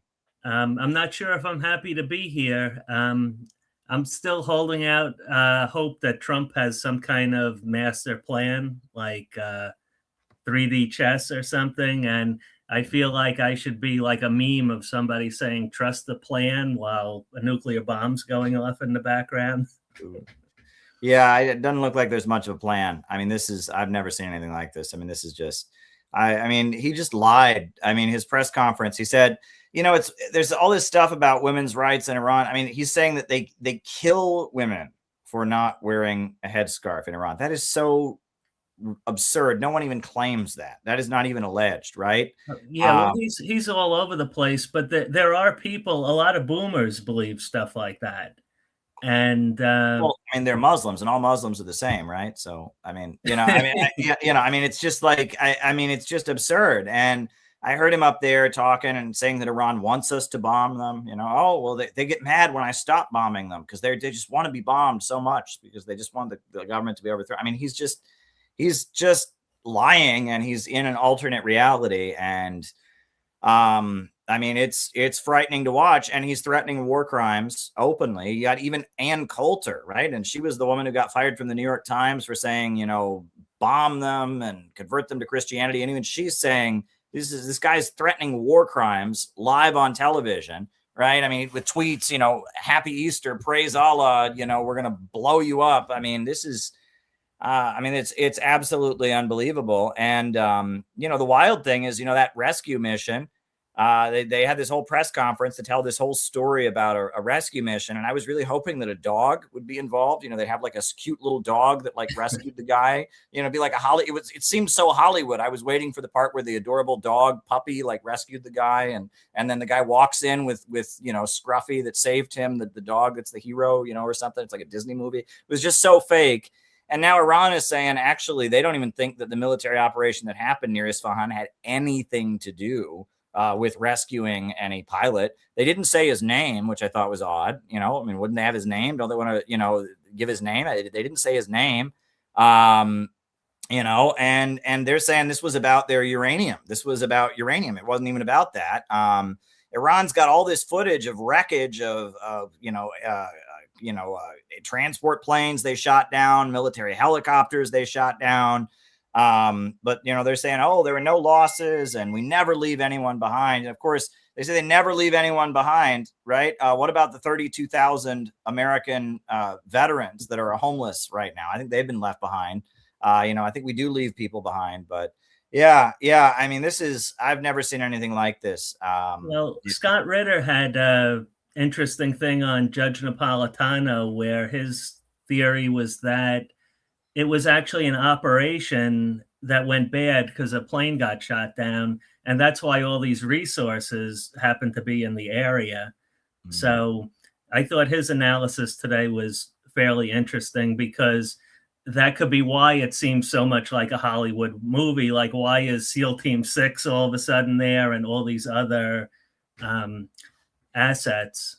But I mean, I'm hoping what Trump says is all over the place, and clearly a lot of it is not true, and it's just for an audience. But I mean, I think it's possible something comes out of it, if something positive comes out of it, if the prices of oil going high force Europe to decide it might be a good deal to make peace with Russia. And then maybe if some of our, we have these bases all over the world that people have talked about closing them, but how do you close them? People like Ron Paul have talked about closing them for decades. If a lot of people in Asia and other places decide that we can't or won't protect them and protect their interests, they might get interested in building their own militaries or figuring things out a different way, rather than the system we've had in place since World War II, where we kind of build these bases and we claim that we're going to protect you, and then we control you too. Yeah. So, if that started breaking up, and maybe if Israel, I mean, people are saying how Israel's getting decimated. I don't know if that's true, because they're still fighting a war in Lebanon. You would think they'd withdraw home and want to keep their troops ready if they were. But I mean, I don't know anything of what's happening, obviously. But if Israel got a little, I don't want to see them like wiped off the face of the earth, but if they got a little bit of a spanking where they decided, maybe it's not a good idea to start all these wars, that would be a good thing too. And of course, if Iran got the sanctions lifted, that would be really good if they could start rebuilding their country, or building their country. Not even rebuilding, like the people, they're talking about reparations, and I don't think that could happen. I don't see how politically Trump could ever agree to something like that. But just freeing up all that oil money and commerce and the ability to trade with the rest of the world. They have great scientists. They have all kinds of great stuff going. They just need to be unleashed to do their thing. Well, there do seem to be like some odd moments where he's trying to give himself an out. Like he's claiming there's already been a regime change. You remember that? Like there's already been 2 regime changes according to him. Yeah, right. Yeah. I mean, it's the same government that's there. They've just killed a lot of their leaders, but he's saying, oh, the new government is very sensible and all of this, but we're not negotiating. But yeah. And it's like, he's already saying there's been a regime change. Like that looks like he's trying to give himself an out or something. Like, I don't know. I mean, and the thing is, it's just what he says is so, not consistent with anything true. He could just make it up, right? He could say, well, I mean, it's very, very bizarre. And it's kind of like the Venezuela situation in a way, where it's like Venezuela, you have a government there that's kind of been threatened. You have a leader who's been kidnapped. You have the USA kind of opening up and lifting sanctions against them and buying their oil, at the same time threatening to kidnap the acting interim president.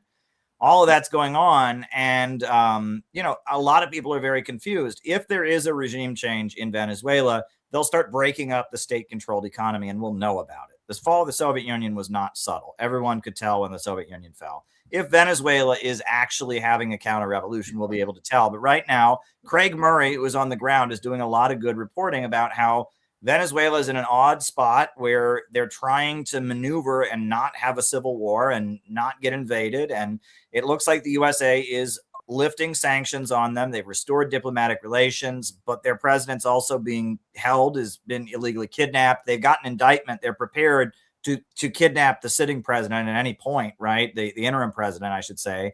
You know, Venezuela is in an odd situation, but it's not a full counter-revolution yet. And people declaring that, that's part of the PSYOP, right? Is they want people to declare it's over and all of that. And it's very, very confusing what they're doing. But, you know, we should just watch it. These kind of things, if Venezuela is having a full-on, you know, counter-revolution, there will be a civil war. There are militias all over that country. There's a military that's trained in Cuba, and they will fight against it, right? And that there will be armed clashes if there's a counter-revolution, and there isn't one. As far as Dulce Rodriguez and the communes and the militias are concerned, this is still their government. They've been forced to make some not so good deals, but those not so good deals do have some benefits for them economically. That's the situation. And and if it's more than that, we'll know very soon, and there will be a fight. You know, they're not just going to give up power, right? You don't have a counter-revolution overnight. So, yeah. I think Venezuela might be Trump's model that he was trying to also do in Iran. The government in Venezuela is popular.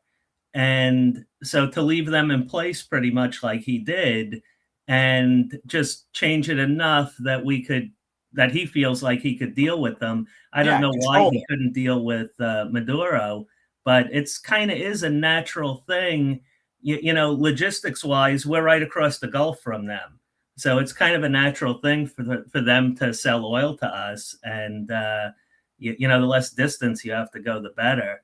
And maybe he was hoping for something like that in Iran, where he'd just kill a few of the leaders, and then the people right below would say, oh, we want to get along. And then they'd make a deal and everyone would be happy. And but it wasn't that simple in Iran. And yeah, well, you know, an interesting thing is China's not getting their oil. That's the thing, is these countries sell to China, and China's now more vulnerable, and that's a big factor. So what were you going to say? An interesting thing, and I can't prove this happened. It was sometime in the 2000s. I read an article in some European newspaper. It came up on one of these news aggregate sites. And I read an article that Saddam Hussein had actually offered to turn over the country to the United States peacefully if he could take like $20 million and he wanted to go somewhere to some country and live in exile. And it was right at the time when the number of people getting killed was piling up. And I said to myself, if that actually happened, that'll be like the scandal of the century, if there's any truth to that. And so I didn't think anything of it. And then when I told a couple people, they didn't believe me. Oh, that's ridiculous. They're insane. You know, like people think, oh, the Muslims, they're just insane. And I didn't think it was that insane. But then when I went back to look for the article again, you know, I said, oh, I'll send you the article when I'm on my computer. I could not find the article ever again. And I wonder, to this day, I wonder if there was any truth to that. And either the article was killed, or it's possible I just was not able to find it. I didn't remember exactly where it was. But I mean, that could be, if that was something that happened in the past and Trump was aware of it, it could play into his thinking with this. But that also means that his whole plan has gone wrong here. Yeah. And unless there's another plan where, well, if it goes wrong, then we at least have this backup plan. Yeah. Yeah. Well, you know, it's weird. I have an article that I remember like a couple of years before 9/11 seeing in the newspaper, Osama bin Laden released, like he was in custody and was released. And then I couldn't find that afterwards either. I remembered bin Laden's name because they had made a big deal in the press about when he was released at some point, I remember. And that was weird. I couldn't find that, like he had been in US custody or something, or and then I also you know, but as far as the whole thing, I mean, the goal in Iraq wasn't just to get one guy. They always make a big deal out of the one guy in the press. It's part of like the Khrushchevist narrative of the evil dictator or whatever, but it's really the state apparatus that is the problem. It's that you have a state that's selling oil on the international markets in competition, right? And that's the USA wanted to break apart Iraq as a state that was a stable force of opposition, an economic competitor on the oil markets, a funder of the Palestinian resistance. That was the target. And even if there was somebody else heading up that state, it wasn't simply about Saddam Hussein. And that's the thing. Venezuela is not simply about Maduro. It's about, you have a state there that, sells oil in competition, a state that is a funder of resistance forces around the world. I mean, that's really what the target is. And that, they use the name of the leader as almost like that's synonymous with the state. In Iran, they're not doing that as much, but it's like the USA bombs Saddam. Well, no, they're bombing a country, right? The USA, you know how they do this, right? I mean, it's the game. Yeah.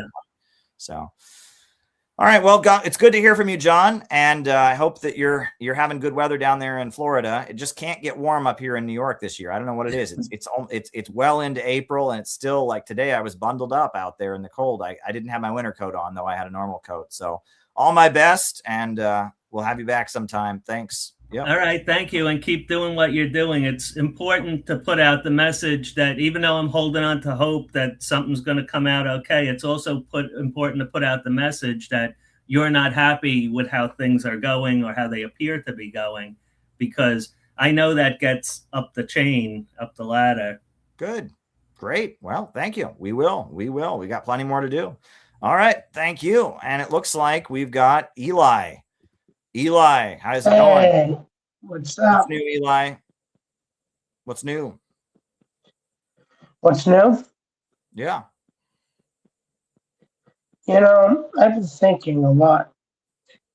You know how he's in like innovationism? It's like it says that the humans are the only species to build civilizations. Okay. I know this sounds weird, but I think that there might be aliens that went through this kind of way, and that these aliens are intelligent creatures too, and they like us. They like humans. Okay. Like that there's like aliens kind of watching us from a distance, kind of, I think there's a name for that. That's kind of a new age religious concept that was introduced at one point, if I'm not mistaken. The idea that God, as we know it, is actually an extraterrestrial being that's kind of guiding humans to become where they are at or something. Is that what you're getting at? I don't know. Yeah, I've heard that. I think there's a French religious group called Raelians. I believe they believe that, right? Right. It's have you ever heard of them?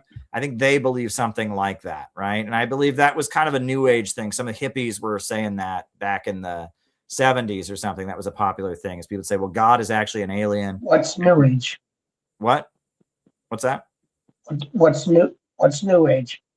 Well, New Age refers to a kind of religious thinking that emerged in the 1800s.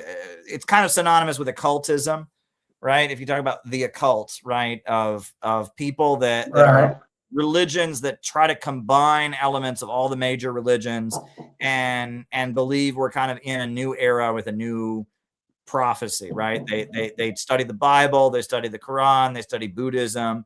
Right, I believe there was what do you call it? Theosophy was a new age religion. There's a lot of them, right? They're kind of religions that started in like the late 1800s, early 1900s, right? That are considered, they're not like part of the Abrahamic. What's that? What's up? Nothing. Yeah, new age religion, and I believe that there was some new age groups that did put forward this notion. And then there's also what do you call it? The Trotskyites who thought that. The Posadists, you know about them, right? Oh, you mean that guy that talks about nuclear weapons and yeah, Juan Posadist was a Trotskyite from Argentina who also believed that UFOs were proof of the existence of communism on other planets. And he was the UFO Trotskyist, and he's become kind of a meme on the internet. I think there are still people in the Spanish speaking world who believe in his ideas. I guess he was a famous soccer player, an athlete who got involved in communism, and then he started his own communist group. And they were, what is it? They were friendly to the Cuban government, and the Cuban government kind of recruited some of them to support like guerrilla wars in the 70s or in the 60s and 70s. But then they were causing problems in Cuba, and so a lot of them went to prison in Cuba. It's just kind of a strange Trotskyist group in Latin America in the 60s and 70s. And I think there's still some of them around, but that people call them the UFO Trotskyists. You can read some of their articles, some of their writings are on the internet. It's a very strange kind of esoteric, what they call third, Trotskyism. You have the mainline Trotskyites, you have the third camp Trotskyites, and then you have orthodox Trotskyites. And I really like Jerry Healy. I admire Jerry Healy, who was an Orthodox Trotskyist because of all the work he did for Palestine. But Orthodox Trotskyism is a strange world where you got the Spartacist League, the World Socialist website, people like that. And, there's some of them that are also into the UFO thing, which never been my thing. I've never really been into the UFO thing. I know it's kind of getting a revival. I know the government is releasing documents now. It's kind of becoming trendy again. It's kind of a thing in the 90s when I was a kid. They had that show, The X-Files, and the internet was just starting to get going. And you had like the UFO culture kind of was big in the 90s, and then it got kind of, I guess with 9/11 and everything, it just kind of got forgotten. And so I guess now we see a revival of the UFO thing. And that in different parts of the world, it's always been a thing. And if you go back thousands of years, people have been seeing things in the sky they can't explain. It wasn't really until the 50s we decided it was space aliens. Maybe it was a little bit earlier, right? You had War of the Worlds with H.G. Wells, and but the idea that these are aliens from another planet is a very, very new understanding. For thousands of years, there's been people seeing things in the sky they don't know what they are, and having religious, these are angels, these are demons, this is a message being sent by God, different kind of things people have been saying. But the little green men UFO story, that's been very, very new. Do you remember when they tried to blame it on Stalin? Do you remember that whole thing? Joseph? Yeah. During Obama's presidency, this woman came out. She's a writer for the Washington Post, and she did a whole book about how the Area 51 and all of that. It was actually the UFOs were sent by Stalin. They were flying spacecraft sent by Stalin, and that Stalin had found midgets, short people, and put them on. It was really outrageous. And it was all over mainstream media. They claimed the UFOs were sent by Stalin. It was one of the stupidest claims I had ever seen, and they insisted on it, and there was no evidence of it whatsoever. It was just, but it was circulated around. Stalin sent midgets on flying saucers to America. It was really crazy. Kind of just shows they'll say anything, But I remember that was during Obama's presidency. They came out with that. That was who's the woman who wrote the book, Annie something or other. She's a journalist for the Washington Post. Yeah. But yeah, are you into the UFO thing? Is that your thing? Yeah. I mean, it's impossible for there not to be aliens because of how big the universe is. Okay, sure, yeah, and I don't think it's necessarily impossible there wouldn't be intelligent life anywhere else. With the universe being so big, but the question is, are they coming here, and are they flying here on spaceships and we don't know about it or whatever? That's kind of the issue. I think the idea that there might be intelligent life somewhere else out in the universe, I don't think there's anything particularly absurd about that. I think that's a very reasonable proposal, But what? Not right now. Well, there you go. But yeah. Can you stop harassing me? Well, yeah, the idea also that you were getting at when you talked about like the aliens or like liking humans or whatever, that is a concept that comes up. I believe the Mormons believe that, right? That eventually we will, that like we're being trained in this life to be gods, and that we'll eventually get our own planet, right? That's a Mormon belief, right? They don't believe God is an alien, but they believe God was once a human and went through life and then eventually got perfected enough to get his own planet, and that's planet Earth, right? That's part of the Mormon teaching. Did you know that? Oh, yeah.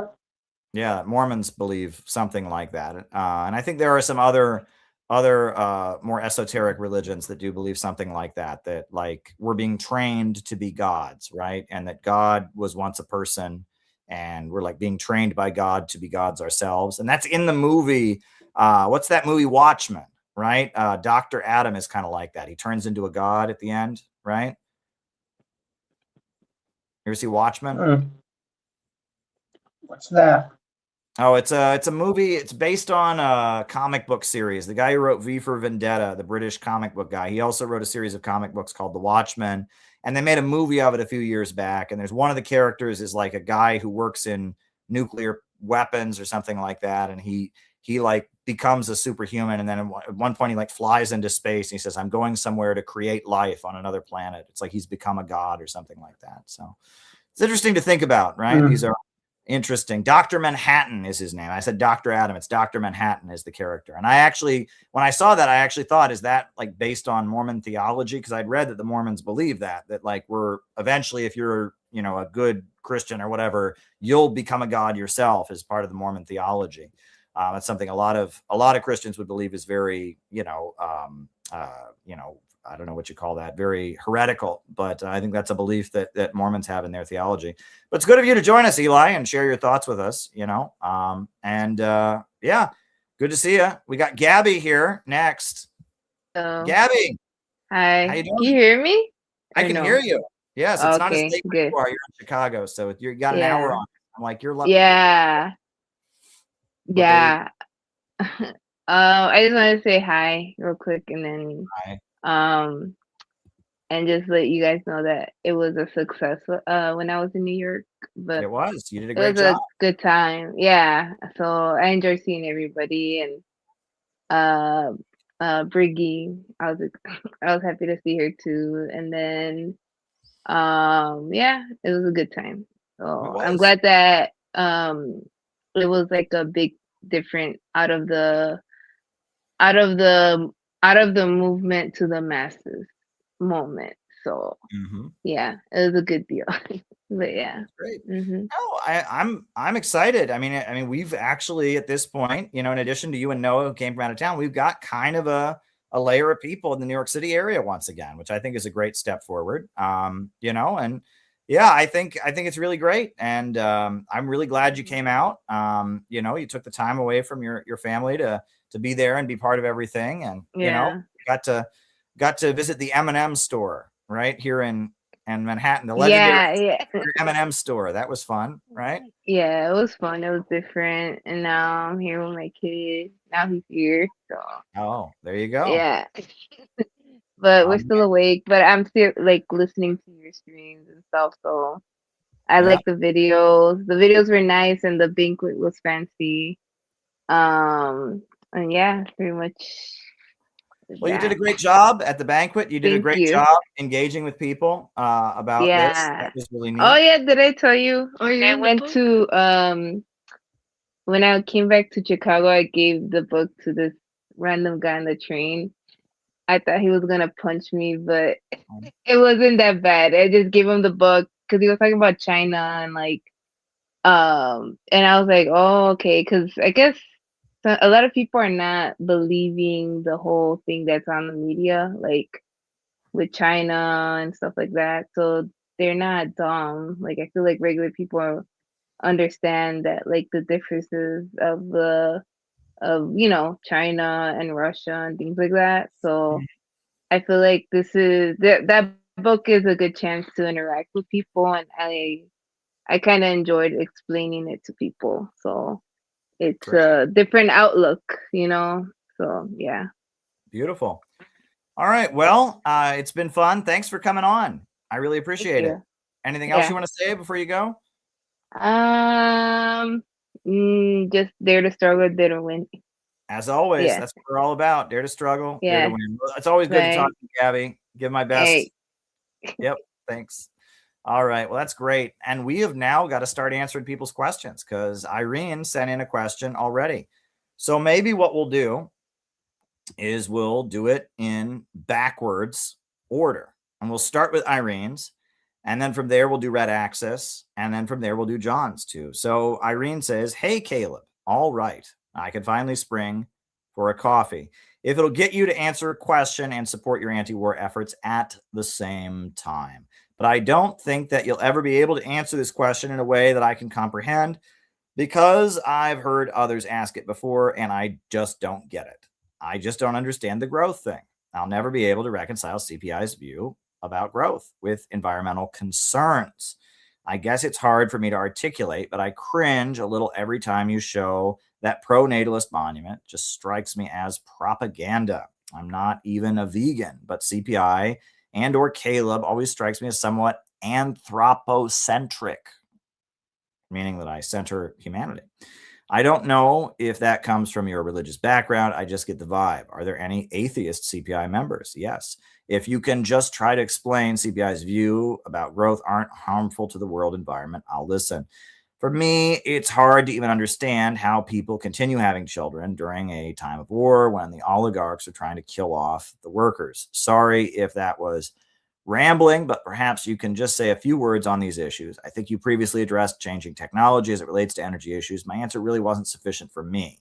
As an introvert living in a big city, surrounded by people, human population growth has always been a big concern for me. I mean, when I ride the subway, I feel like I'm in the middle of a giant insect infestation. I dream of wide open spaces. My fantasy is to live on a desolate ranch. Very, very good question. And that relates to a lot of what we talk about on here. Well, first of all, what you said about New York City is like the most concentrated population anywhere in the world. And I know exactly what you mean getting on the subway. It is packed. But get outside of New York City, it's not like that. I mean, you go out to the Midwest, you go out, I mean, there's wide open spaces, car country, and in fact, probably if you want to talk about, I think a lot of the concern about resources is more a concern about inefficient and illogical use of them rather than limited of them themselves, right? Now, the point that I always make that you referenced, and I'm not going to dwell on it because you already acknowledged that you've heard it, is that humans use different energy resources, right? That there's this book that is called, The Limits to Growth, published by the Club of Rome, that predicted we would run out of oil by the year 1990 or something like that.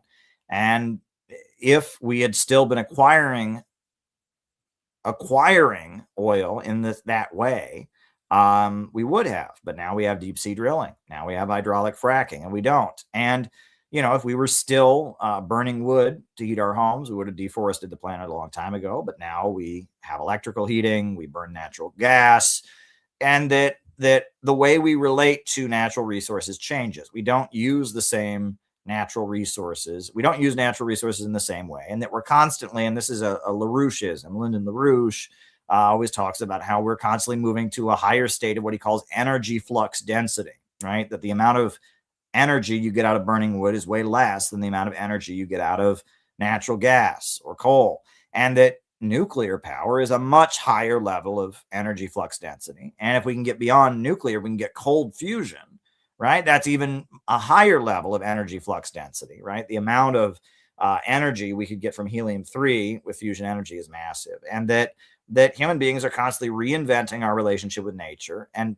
doing so in a more efficient way. And that, yes, if we were stagnant as a species, if we used resources in the exact same way, and our population just kept growing, yeah, we would have a problem on our hands now, wouldn't we?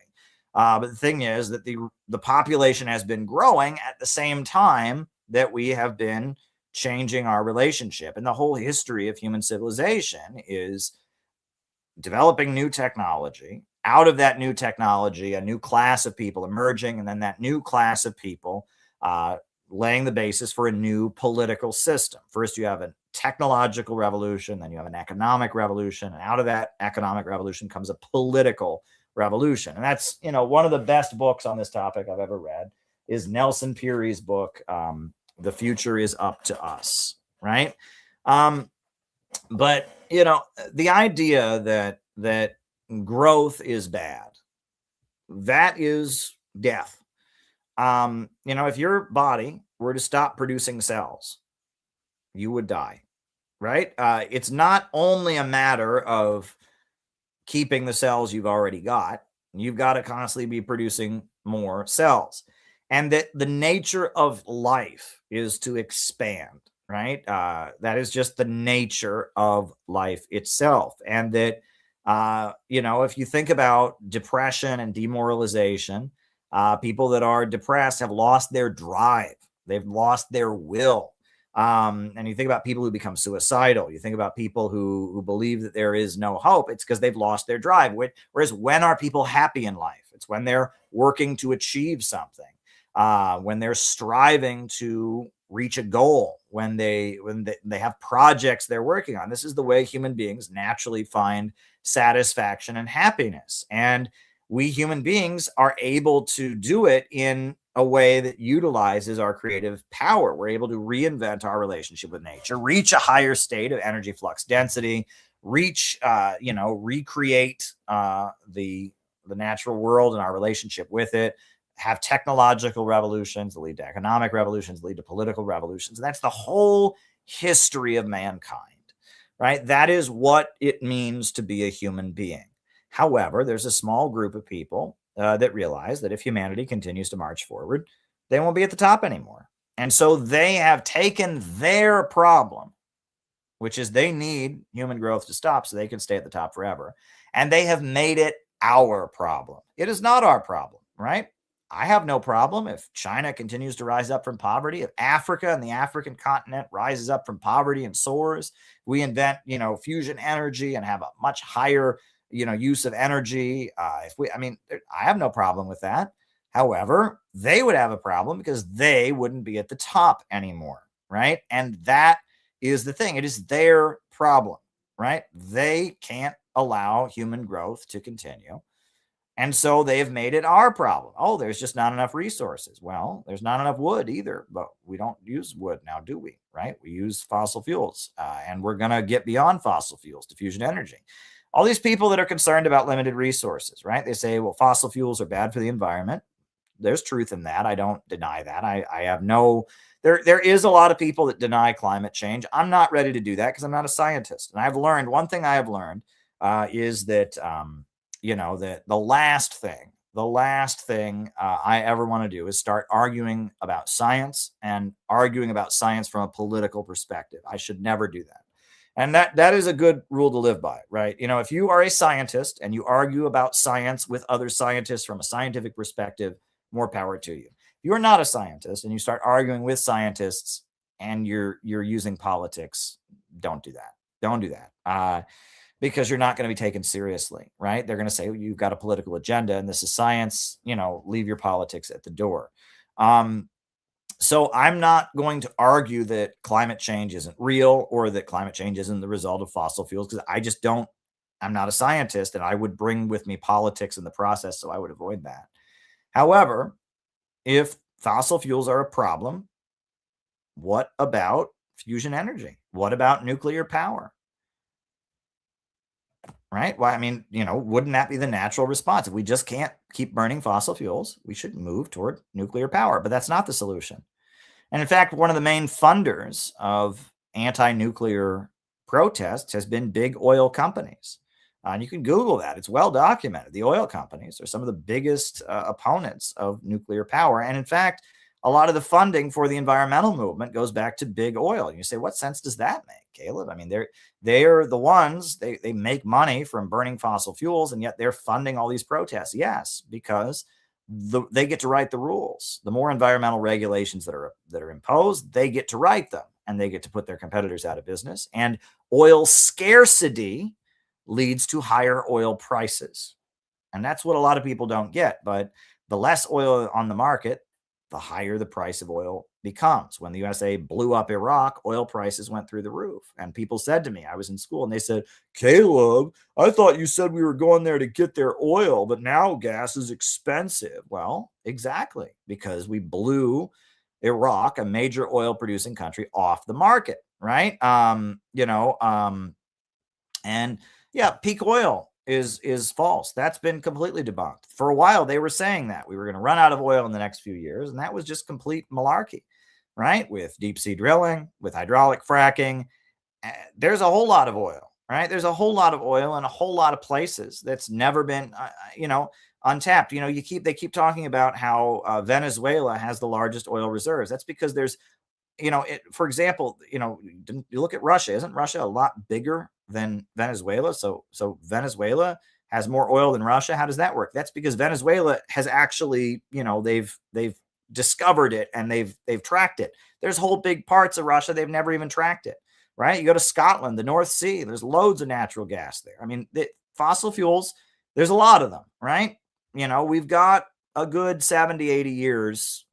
Some people say even 100 years of natural gas, of fossil fuels. But fossil fuels are not the answer. We need to get beyond them. And that's why Russia and China are investing so heavily in fusion energy research. However, the solution to the energy problem that comes from the West is, well, we just need to have less. Everyone needs to be poorer. And that's them saying we need to be at the top forever. And they have projected their problem onto humanity. And I mean, what you're describing about the New York City subway, that is true for New York City. I've been on those subways. You don't want to be on the subway between 5 and 7 p.m. You don't want to be on the subway between 7 and 9 p.m. in the morning because it's packed and it's really uncomfortable. And I know exactly what you mean, but that's because we're living in the most highly concentrated population area of the country. New York City, I mean, Manhattan, Brooklyn, the Bronx. I mean, it's not like that. You go outside of the of New York City area, but I know what you're describing there. I do know what you're describing. You don't have much privacy in New York City, and people can be a problem.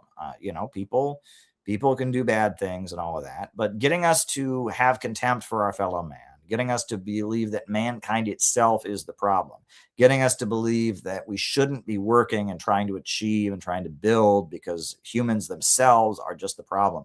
This is the ideology of the ruling elite, and this is their projection of their own pessimism and their own fatalism onto us. It's not our problem, right? If Russia and China and Iran and the African continent were to all rise and trade with America, we would be doing great. They would lose their monopolistic position, and that's what they don't want. And that's why they've been talking about overpopulation since the population was exponentially smaller than it is now, right? They're always talking about this. The word overpopulation was invented by Robert Malthus in the 1790s. He came up with this theory to explain the French Revolution, right? And that's what the whole concept, Essay on the Principle of Population Growth, was based on. And that his understanding of overpopulation, it's based on this concept of non-productive consumers. And it argues that there are human beings that are they consume, they eat, but they don't produce anything.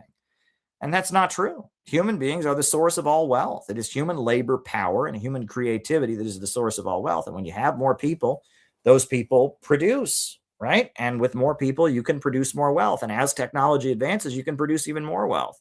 Human beings are the source of wealth. They are not non-productive consumers, right? Now, when you're a baby, sure, fine.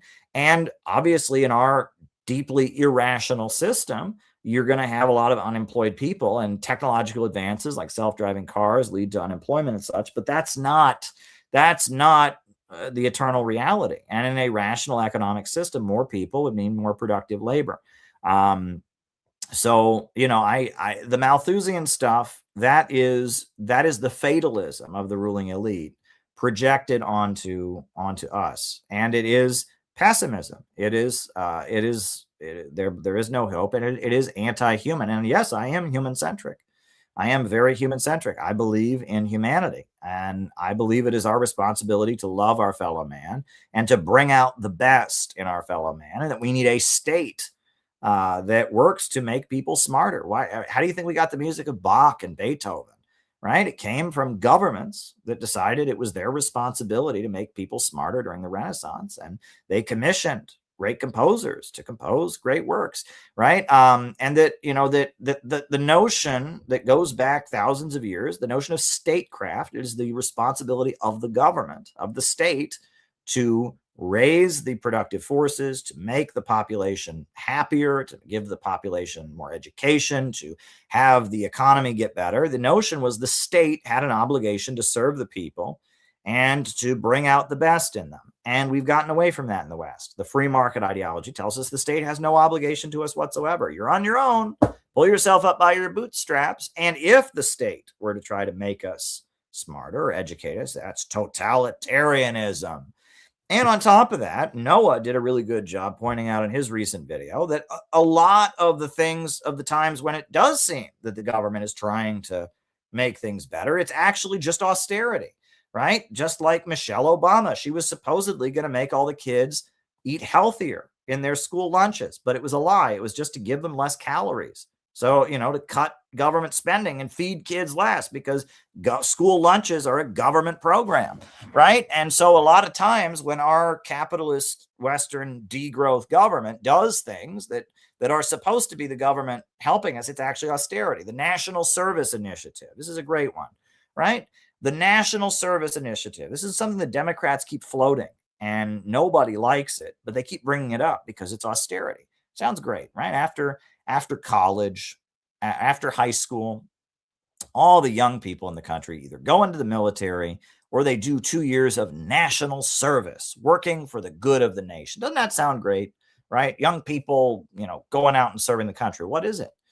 What is their national service? It means that they're doing the job of postal workers for free. They're doing the job of sanitation workers for free. They're doing the job of teachers for free.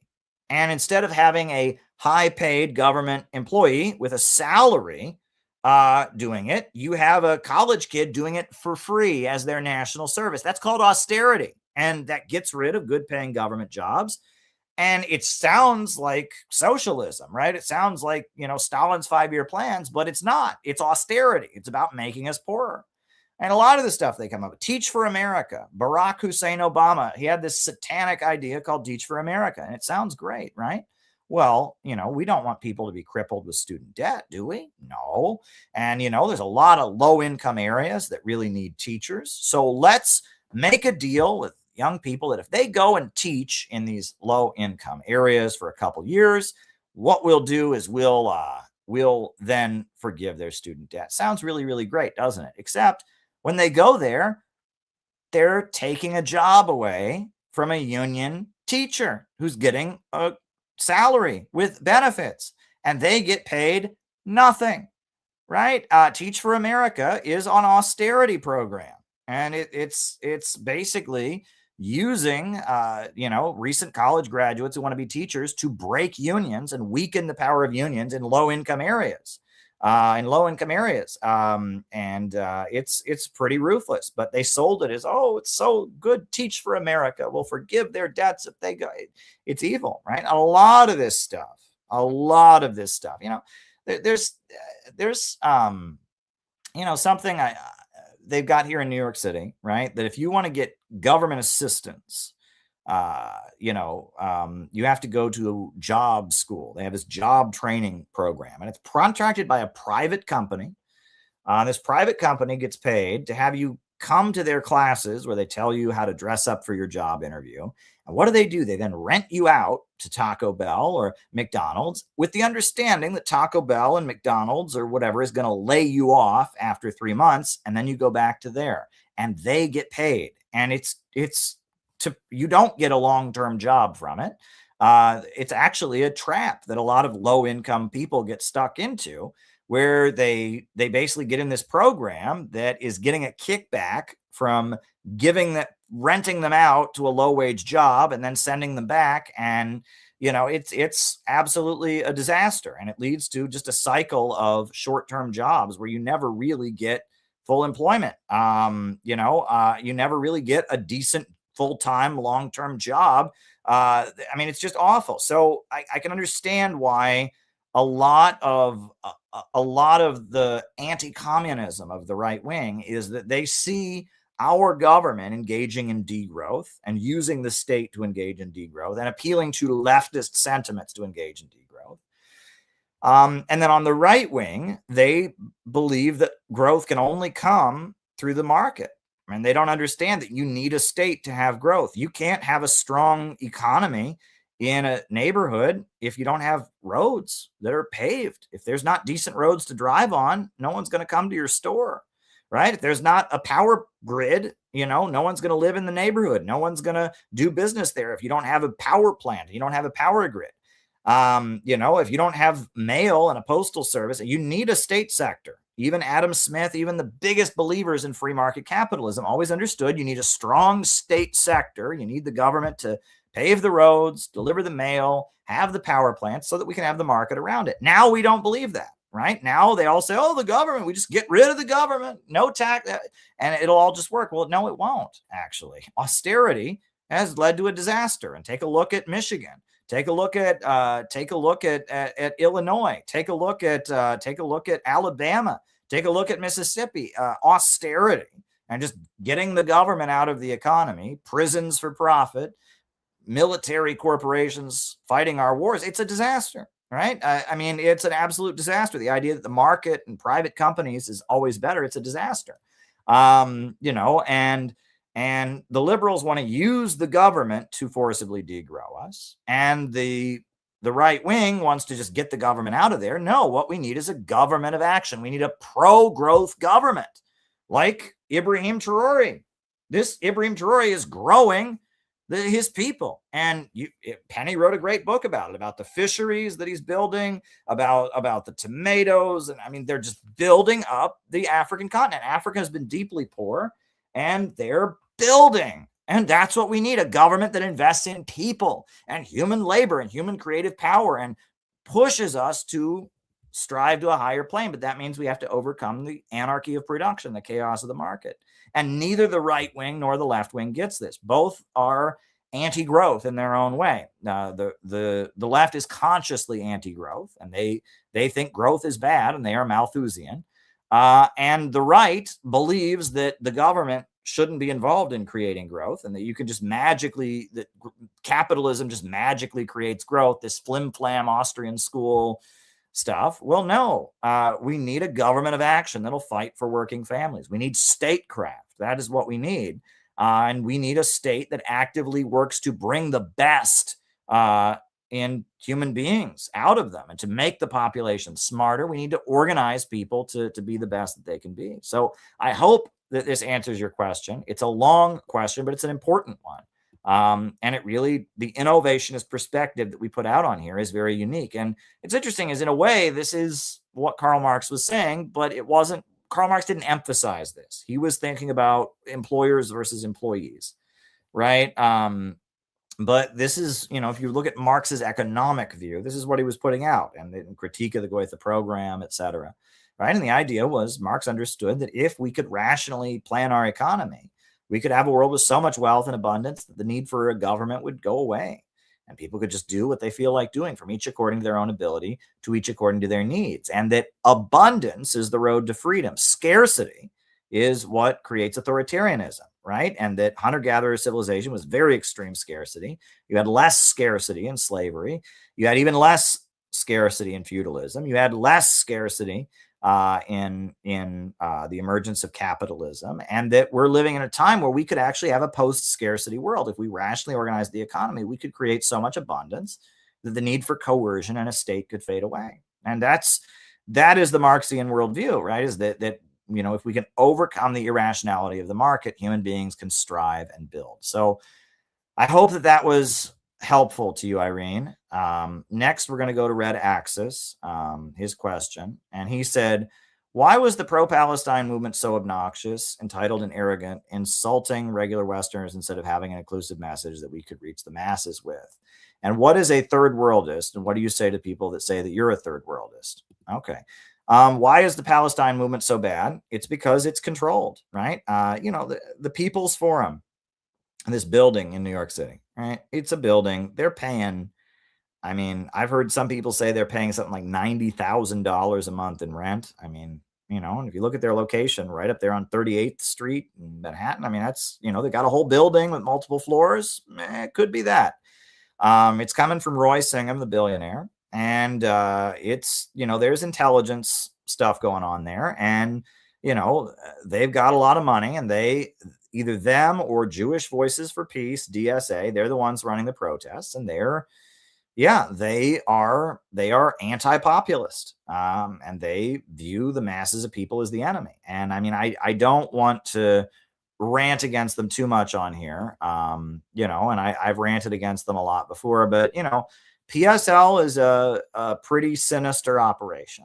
It really is. I saw that they're being attacked by DSA right now, and some of the attack from DSA is unreasonable, but in a way it's not. I read the attack on them. It's going around, right? It's a widely circulated critique of their electoral strategy. And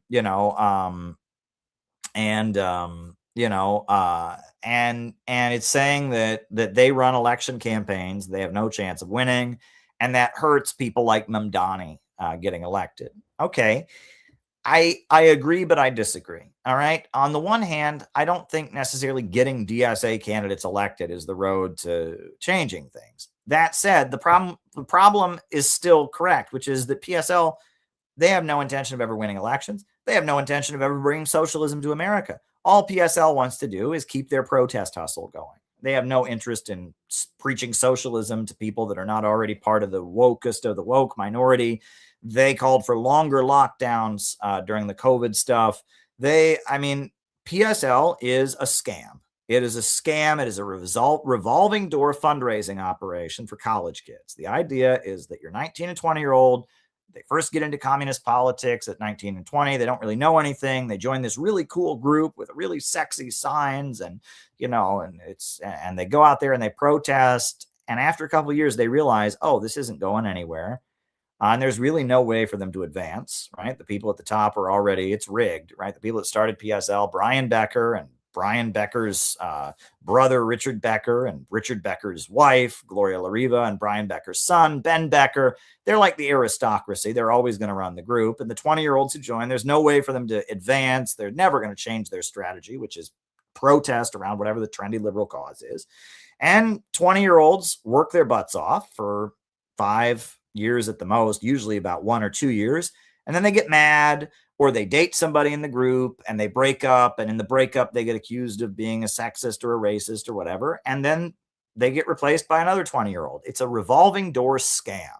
And it's insulting. I would always get these people when I was doing communist outreach that would say to me, oh, you're going to grow out of this, And honestly, PSL lives up to that. Yeah, you are going to grow up out of this. Yeah, because it's not designed to be a serious thing. It's designed to be a revolving door scam, right? And you're supposed to, by the time, you do it for 2 or 3 years when you're in college, and then you realize, oh, this isn't going anywhere. This is a dead end. And then you hate communism for the rest of your life, or it just becomes something you laugh about for the rest of your life. Well, if you go to countries where they have real communist parties that have real bases among the population, that's not what they are. Right. And also the communist parties don't recruit college kids for 2 or 3 years. They recruit labor union members. They recruit people in communities, peasant associations. I mean, you go to Kerala in India, you go to parts of the world where they have real communist groups. They function nothing like PSL. And this DSA article that's attacking PSL, what they're saying is PSL doesn't have a realistic strategy for winning elections. And that's true. It's just that winning elections is not what it's all about, but they're pointing to a real aspect of PSL, which is PSL's election campaigns are just recruiting drives. It's to get you to join PSL and protest with them. I know people who joined PSL. I know people who've joined PSL, and they, the whole time they were in PSL, they did nothing but protest Kyle Rittenhouse and abortion the whole time. It's supposed to be an anti-imperialist group. Right. But they did nothing, but it's just whatever the trendy liberal cause is. They set up the cage, they reserve the permit, and that's all they do. Right. And you hear one PSL speech, you've heard them all. They love to tokenize people of color, women of color in particular. They find a woman of color, usually, sometimes a man of color, but usually a woman of color. They shove a microphone in their hands and they say, racism is bad. Yeah. Jobs, not war. Yeah. And it is intellectually about as low level as you can get. There's very little education that goes on. Ask a PSL member to explain to you what dialectical materialism is. They can't explain it. Ask a PSL member to explain to you the problems of capitalist economics. They can't do it, right? It's racism and war is bad. Republicans and racism is bad. They don't really support the countries, right? They just, they feel sorry for them, right? It's like this weird kind of like feeling sorry for them. They don't admire the really anti-imperialist states, right? It's awful. It's awful. And the DSA article is actually pointing to a real aspect of them, but from the perspective of, well, what we need is to get DSA people elected. Well, I think we need a real mass movement, but they're right in that PSL, it's a really, really good scam that the Becker family has figured out. I mean, it's brilliant, right? I mean, it's it's like the John Gotti or the Gambionis or whatever. It's a great scam. And you can see why they're so desperate to defame me and incite violence against me is because I'm showing them up, right? I mean, they're just like the imperialists, right? They don't want Africa to grow because they'll lose their position. The last thing Brian Becker would ever want is a real movement against imperialism in this country because he wouldn't be the boss. And that's why they threw everything they had against Rage Against the War Machine. They went all out against it. If you Googled Rage Against the War Machine, the first article that came up was an article by a PSL member calling it racist. Anti-war, so white, so white.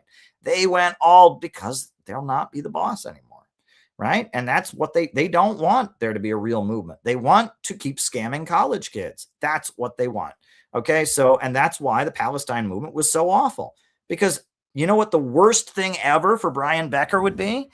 If all kinds of ordinary Americans started marching against war. That would be a nightmare. Imagine that in Kansas and Idaho, working class families were getting together and saying, we're tired of America supporting Israel and we're going out and marching. And those working class families, some of them were against abortion. Some of them owned guns.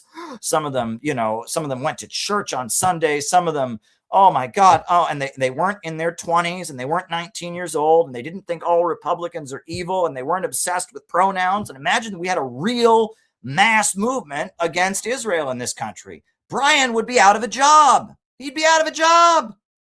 And that's the worst thing that could ever happen. So they had to make sure that the Palestine movement was as offensive and nasty and woke and toxic and smelly and middle finger and fuck you. And they had to, because right now, public opinion, we could have a real anti-Israel movement and then they'll be out of a job, right? They'll lose their monopoly, right? So that's what it's all about. And I'm just, I get really bitter about it. And some days are easier than others. Today look, folks, we're trying our best, but we could really use a contribution right now. But today, actually right now I'm being pretty chill as I'm explaining it. It's a monopolism issue, but regardless. And if you wonder why there's been such a big effort to defame me in particular, why it is they have thrown everything they have at me, this is why, right? It's because I actually believe in this. They don't.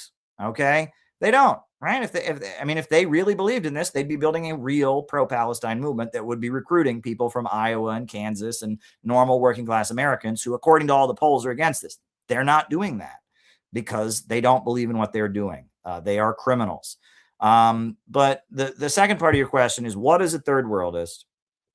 And what do you say to people who say that you're a third worldist? Okay, so third worldism, the way I understand it, I guess there are many different understandings of what the word means. Third worldism, as I understand it, third worldism is the belief that white people in Western countries are inherently privileged and can never make a revolution. So the only way that socialism can come into being is with, the third world countries invading the first world.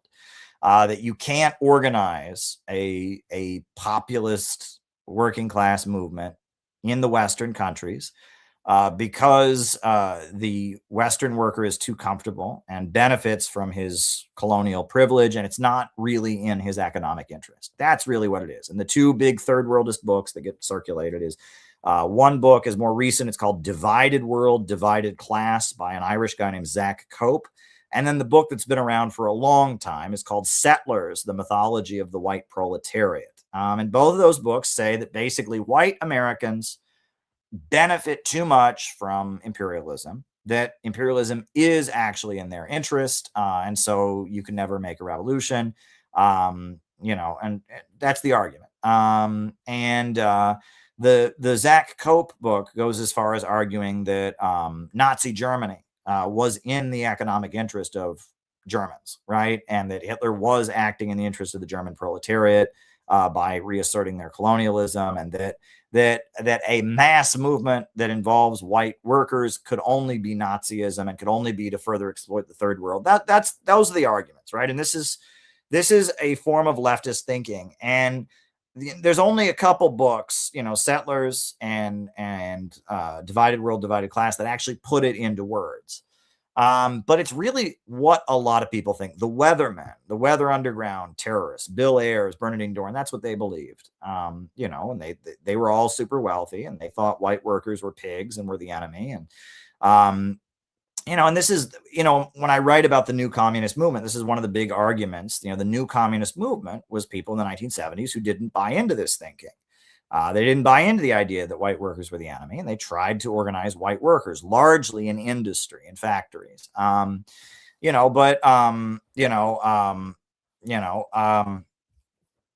This third worldism is a deviant interpretation of Marxism, Leninism, that says white working class people are the exploiters and are the oppressors.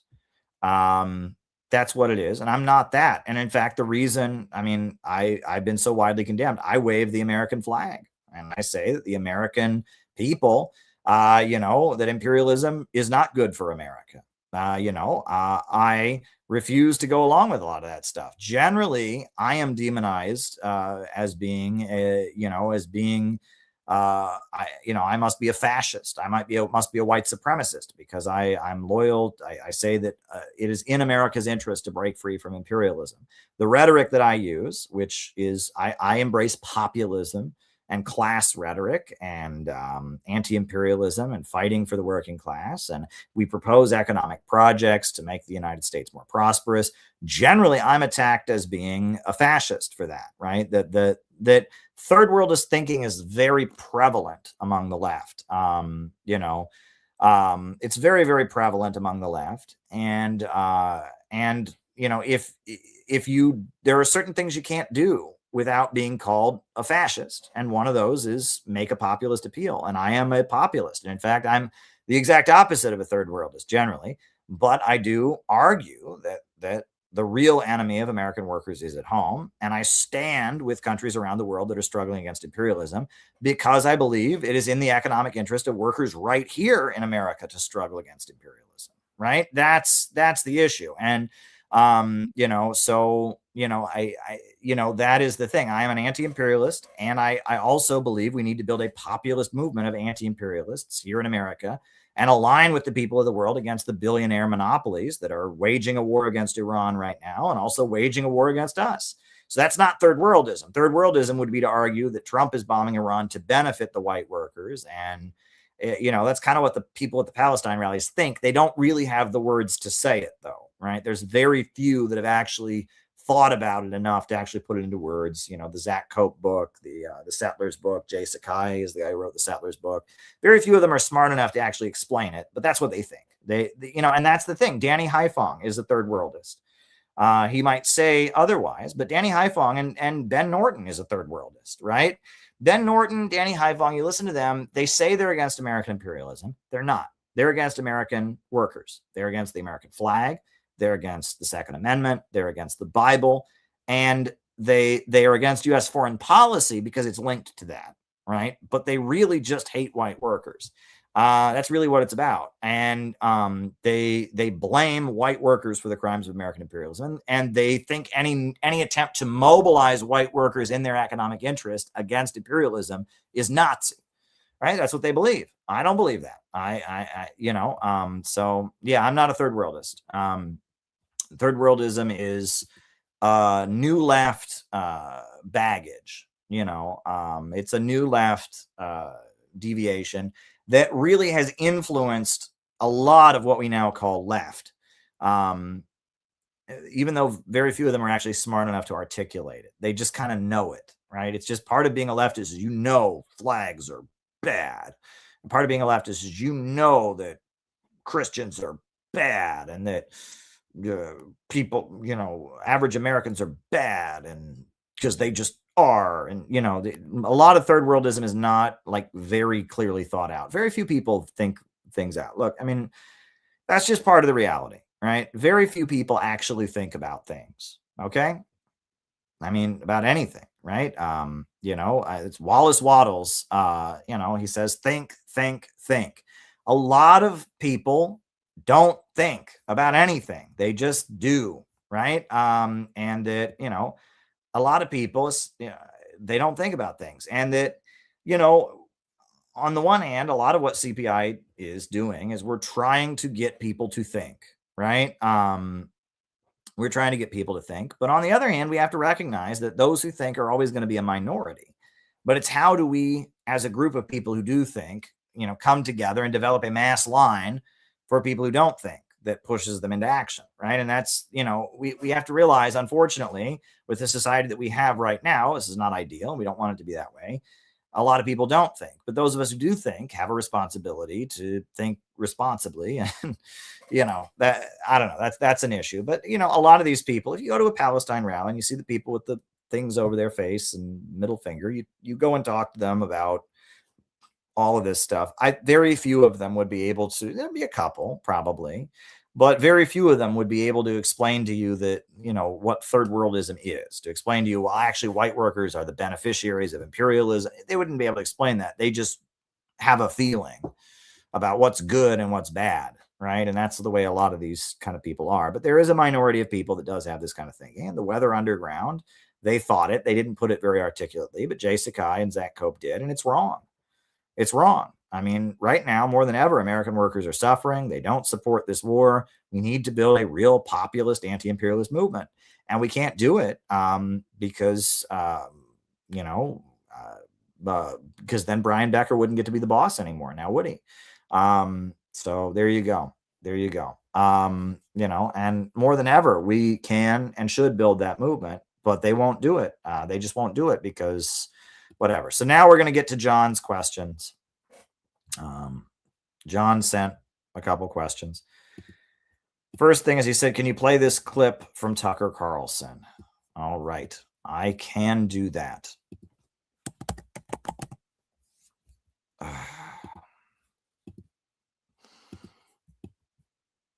Putting on the clip from Tucker Carlson. All right. Here we go. Oh, here we go. Oh, okay. Here we go. Okay. All right. Here we go. Got it. All right. We're going to put on the clip from Tucker Carlson. Put on the clip from Tucker Carlson. All right. Is that a song I just made up? Put on the clip from Tucker Carlson. All right. All right. Cool. All right. There we go. Here we go. Nothing like it. Open the effing straight. How dare you speak that way on Easter morning to the country? Who do you think you are? You're tweeting out the F word on Easter morning? You'll be living in hell, as if hell is a place. Hell is a condition, and this is an example of that condition. Just watch. Praise be to Allah. You're mocking the religion of Iran. Okay. If you seek a religious war, that's a good idea. The message of all faith at the biggest picture level is the message in our Bible, which is you are not God. And only if you think you are do you talk this way. This is a mockery, not just of Islam. It's a mockery of Christianity. To send out a tweet with the F word on Easter morning, promising the murder of civilians and then saying praise be to Allah without explaining any of it, you are mocking me and every other Christian because we're Christians. We can't support that. I agree. I agree. I mean, seems pretty blatant. And I think most Americans agree. We need to bring those Americans into action. And that is what I am trying to do. And it is difficult. It's very, very difficult. And that's what we're trying so hard to do. And I couldn't agree more with what Tucker just said there. And President Maduro's Easter message was way more Christian than President Trump's. And we luckily have a CPI member who is a Spanish teacher at this point, and he translated it for us. We put it on our website, and it's pretty short, so I'll just read you the CPI translation of Nicolas Maduro's Easter message, and I will link it. You can retweet it. We tweeted it out. It's on the CPI website. This is Gavin's translation of Nicolas Maduro from the detention center in Manhattan. He said, "Beloved people of Venezuela, sisters and brothers of our homeland, peoples of the world, on this Resurrection Sunday, Celia and I wish to share a word of love, peace, and hope. This Holy Week reminds us of a profound truth. There is no resurrection without suffering. First comes the cross, the pain, and the sacrifice, but then comes new life. Jesus tells Martha, 'Thy brother shall rise again,' and then affirms, 'I am the resurrection and the life.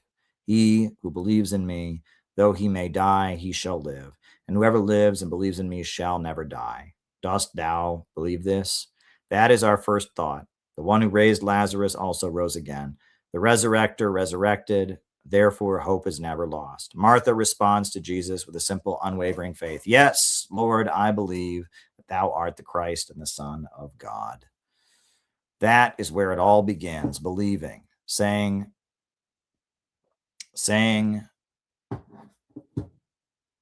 "Take ye that stone away," and later cries out, "Lazarus, come forth." This gospel also speaks to us today. It tells us we must remove the stones of hatred, lies, and division and resentment. It calls us to break free everything that imprisons within us when the Lord says, "The Spirit of the Lord is upon me because he hath atoned me to preach the gospel to the poor. He hath sent me to heal the brokenhearted, to preach the divergence to the captives, recovering the sight of the blind, to set at liberty them that are bruised, and to preach the acceptable year of the Lord." He is teaching us that to rise again is to heal, to liberate, to forgive, to rediscover one another, and to walk together once again. That is why Resurrection Sunday is a time to declare with conviction that this is not the victory of life and death. Death does not win, Christ wins. Lies do not win, truth wins. Hatred does not win, love wins. And the victory calls us to seek unity, dialogue, reconciliation, and peace among all people. Moreover, the risen Lord leaves us with a beautiful and eternal promise. "I am with you always until the end of the age." That is our third certainty. Until the end of time, Christ accompanies his people. May the risen Lord bless Venezuela and the peoples of the world and fill us with love, with faith, love, and hope. And that was Maduro's Easter statement. That's great. That's tremendous.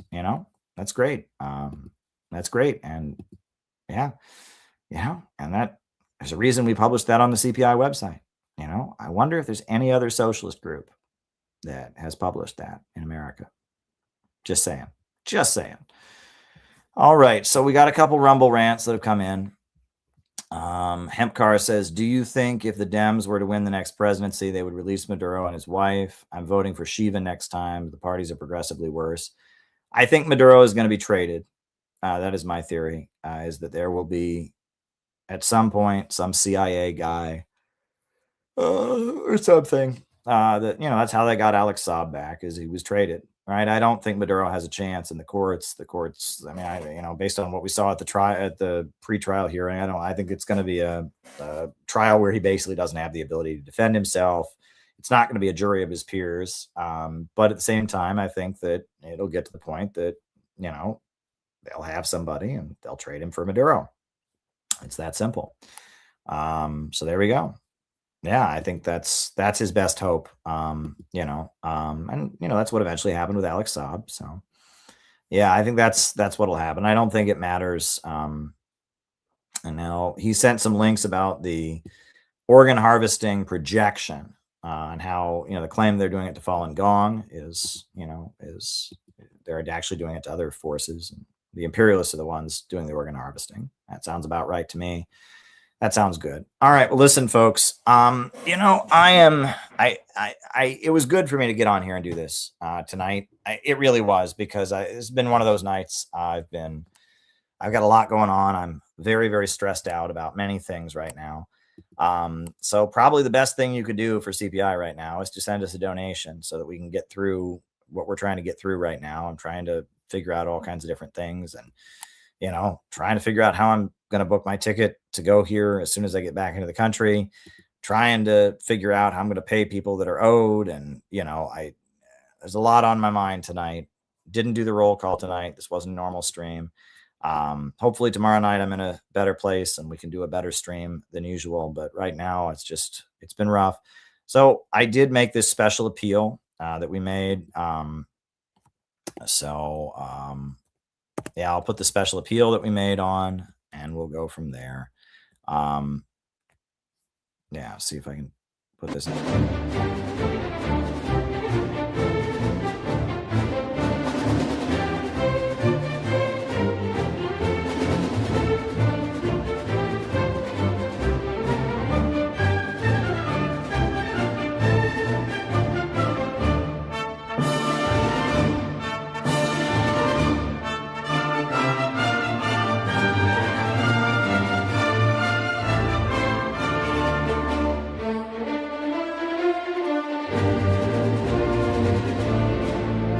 Hey everybody, the world seems to be going crazy right now with this horrendous war against Iran, but in a way, this is our time. We in the Center for Political Innovation have been preparing for this moment for years. If you look at what we've been talking about on this YouTube channel, all the issues that we have highlighted are now at the center of the global crisis. We distributed a book all over this country about the Houthi movement, Ansar Allah, what they stand for, how in the name of Shia Islam, they are battling against Zionism, imperialism, and austerity, educating people about what the movement around the Middle East aligned with Iran is all about. In addition to that, we've been raising the alarm about the Foreign Agents Registration Act and telling people about how dangerous this piece of legislation is. Now Tucker Carlson is fearing that he could be prosecuted under it.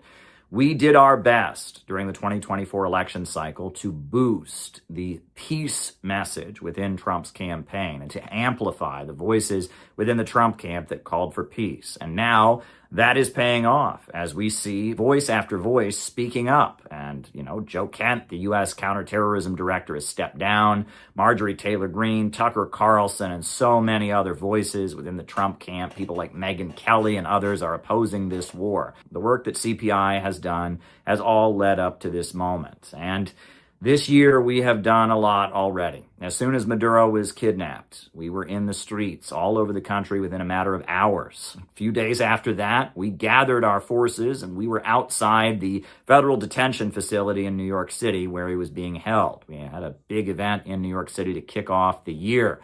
Now, it's also important to note that on February 22nd, we filed a letter with the Islamic Human Rights Council of the Islamic Republic of Iran at the United Nations, urging the United States not to attack. In addition to that, we had a national day of action on February 28th with activists in 8 different cities saying, "Hands off Iran." Now, that further escalated. And recently, we saw our members in the streets of New York City blocking the No Kings parade and having a huge impact because the No Kings organizers wouldn't mention the war against Iran. We made a point of holding up the parade, clashing with marshals, creating a confrontation, and changing the conversation. We had a special event in New York City afterwards with speeches. In addition to that, we've launched a new outreach campaign with Kim Il-sungya, the flower named after Kim Il-sung, a new pamphlet that we're educating people using the flower to open the door to a conversation about anti-imperialism. We had an event recently at the United Nations where I spoke, and at the closing ceremony for Women's History Month, I was able to raise the issue of anti-imperialism as well as not forgetting the crimes of Japan during the Second World War. All of this has happened in just 3 months. You could say that in the first 3 months of 2026, we've done more than we did in whole previous years of our existence. The Center for Political Innovation was created for a moment like this. And as much as it's easy to get frustrated and disappointed with times like this, in a way, as I said at the beginning of the video, this is our time. This is the moment that we were created for. But I've got to say, we need you to be involved. We are in the trenches and we need your backup. We need you to be supporting us because right now we've got a lot of big things on the horizon. Now, I am scheduled to speak at at the People's Democratic Uhuru Movement's National Convention on April 17th. And I am trying to figure out how I'm going to pay for my plane tickets. In addition to that, we are planning to have our national convention August 15th in Chicago. We've got an event coming up in New York City on July 2nd to commemorate 250 years since the American Revolution. We've got a lot on our plate because now is the time. Now is the moment when CPI needs to shine. We are a real political movement. We're not a podcast. We're not a form of internet intellectual entertainment. We're a real organization. We've been in the streets. We've been out there with Iranian flags. We've been there with the Uhuru movement from the beginning in ways that no one else has.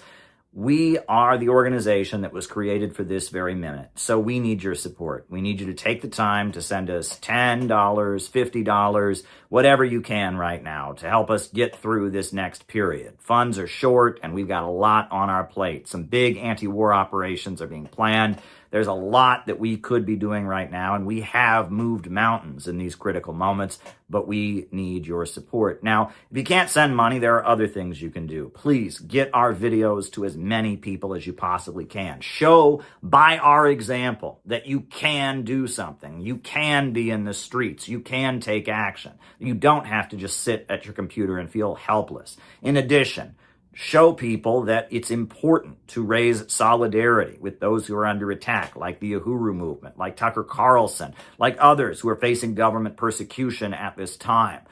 In addition to that, we would really appreciate it if you would become a member of CPI and join our ranks so that you can be involved in these operations. Now is the time. I emphasize endlessly that we need to be optimistic, and we remain optimistic despite the confusion of the current period, despite everything that's coming at us, all the news that's hitting us very quickly. But we need your support. We are in the trenches and we need your backup now more than ever. Please send us a small contribution so we can continue. It is crunch time and we need you to be part of what we are doing here in America.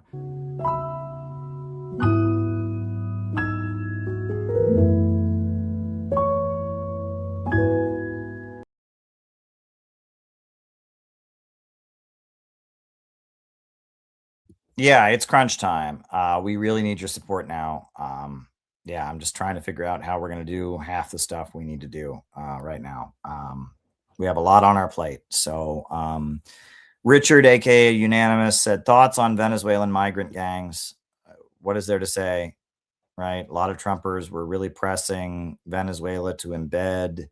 I don't know what you're talking about. I mean, it was pretty wild. There were these like very nasty people from Venezuela that were in the country in the lead up to the election last year doing crazy stuff. And they were people that had like fled from Venezuela, and it's not clear exactly what was going on. They were kind of making the case for Trump.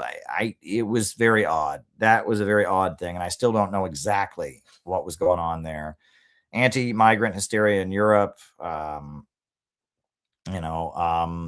Look, I think people are fleeing from the crisis, and the whole thing about the birth rate. I mean, look, people don't want to have children if they fear they think their children will have a lower standard of living than they had, right? And the living standards are dropping in the West, and that's the main reason people are not having children, right? Is that I mean, it tends to be people who grew up with a certain level of comfort, and then it's time for them to have kids, and their kids won't have that level of comfort. That's the main issue. There's also an antinatalist drive, and all of that. And so, and I mean, I'm not ever going to have children, and I'm 38. I realize I'll never have children. It's just how it is. I mean, and that's just something that I'm just going to have to deal with. But I am pro having children. I think it's a good thing to do. I don't really have a desire to do it myself for personal reasons. And, it's just my life circumstances won't allow it. And I'm not opposed to people not doing it, because look at me, I'm not doing it.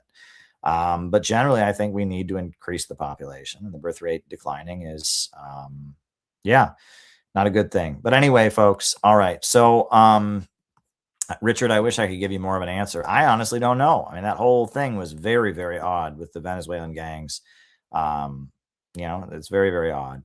Look, we need to stop this war. We need to build a real movement. CPI are the only people that are doing it.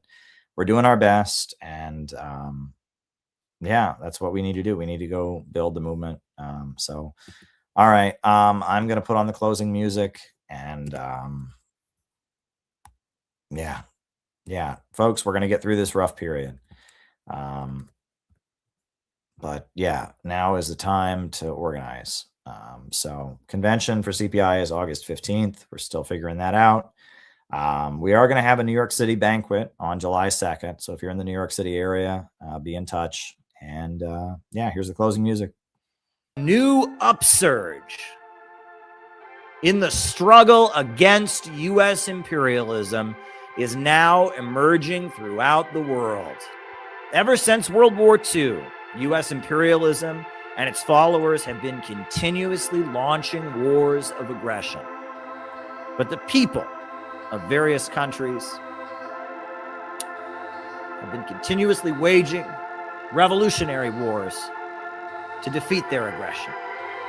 And while the danger of a new world war still exists,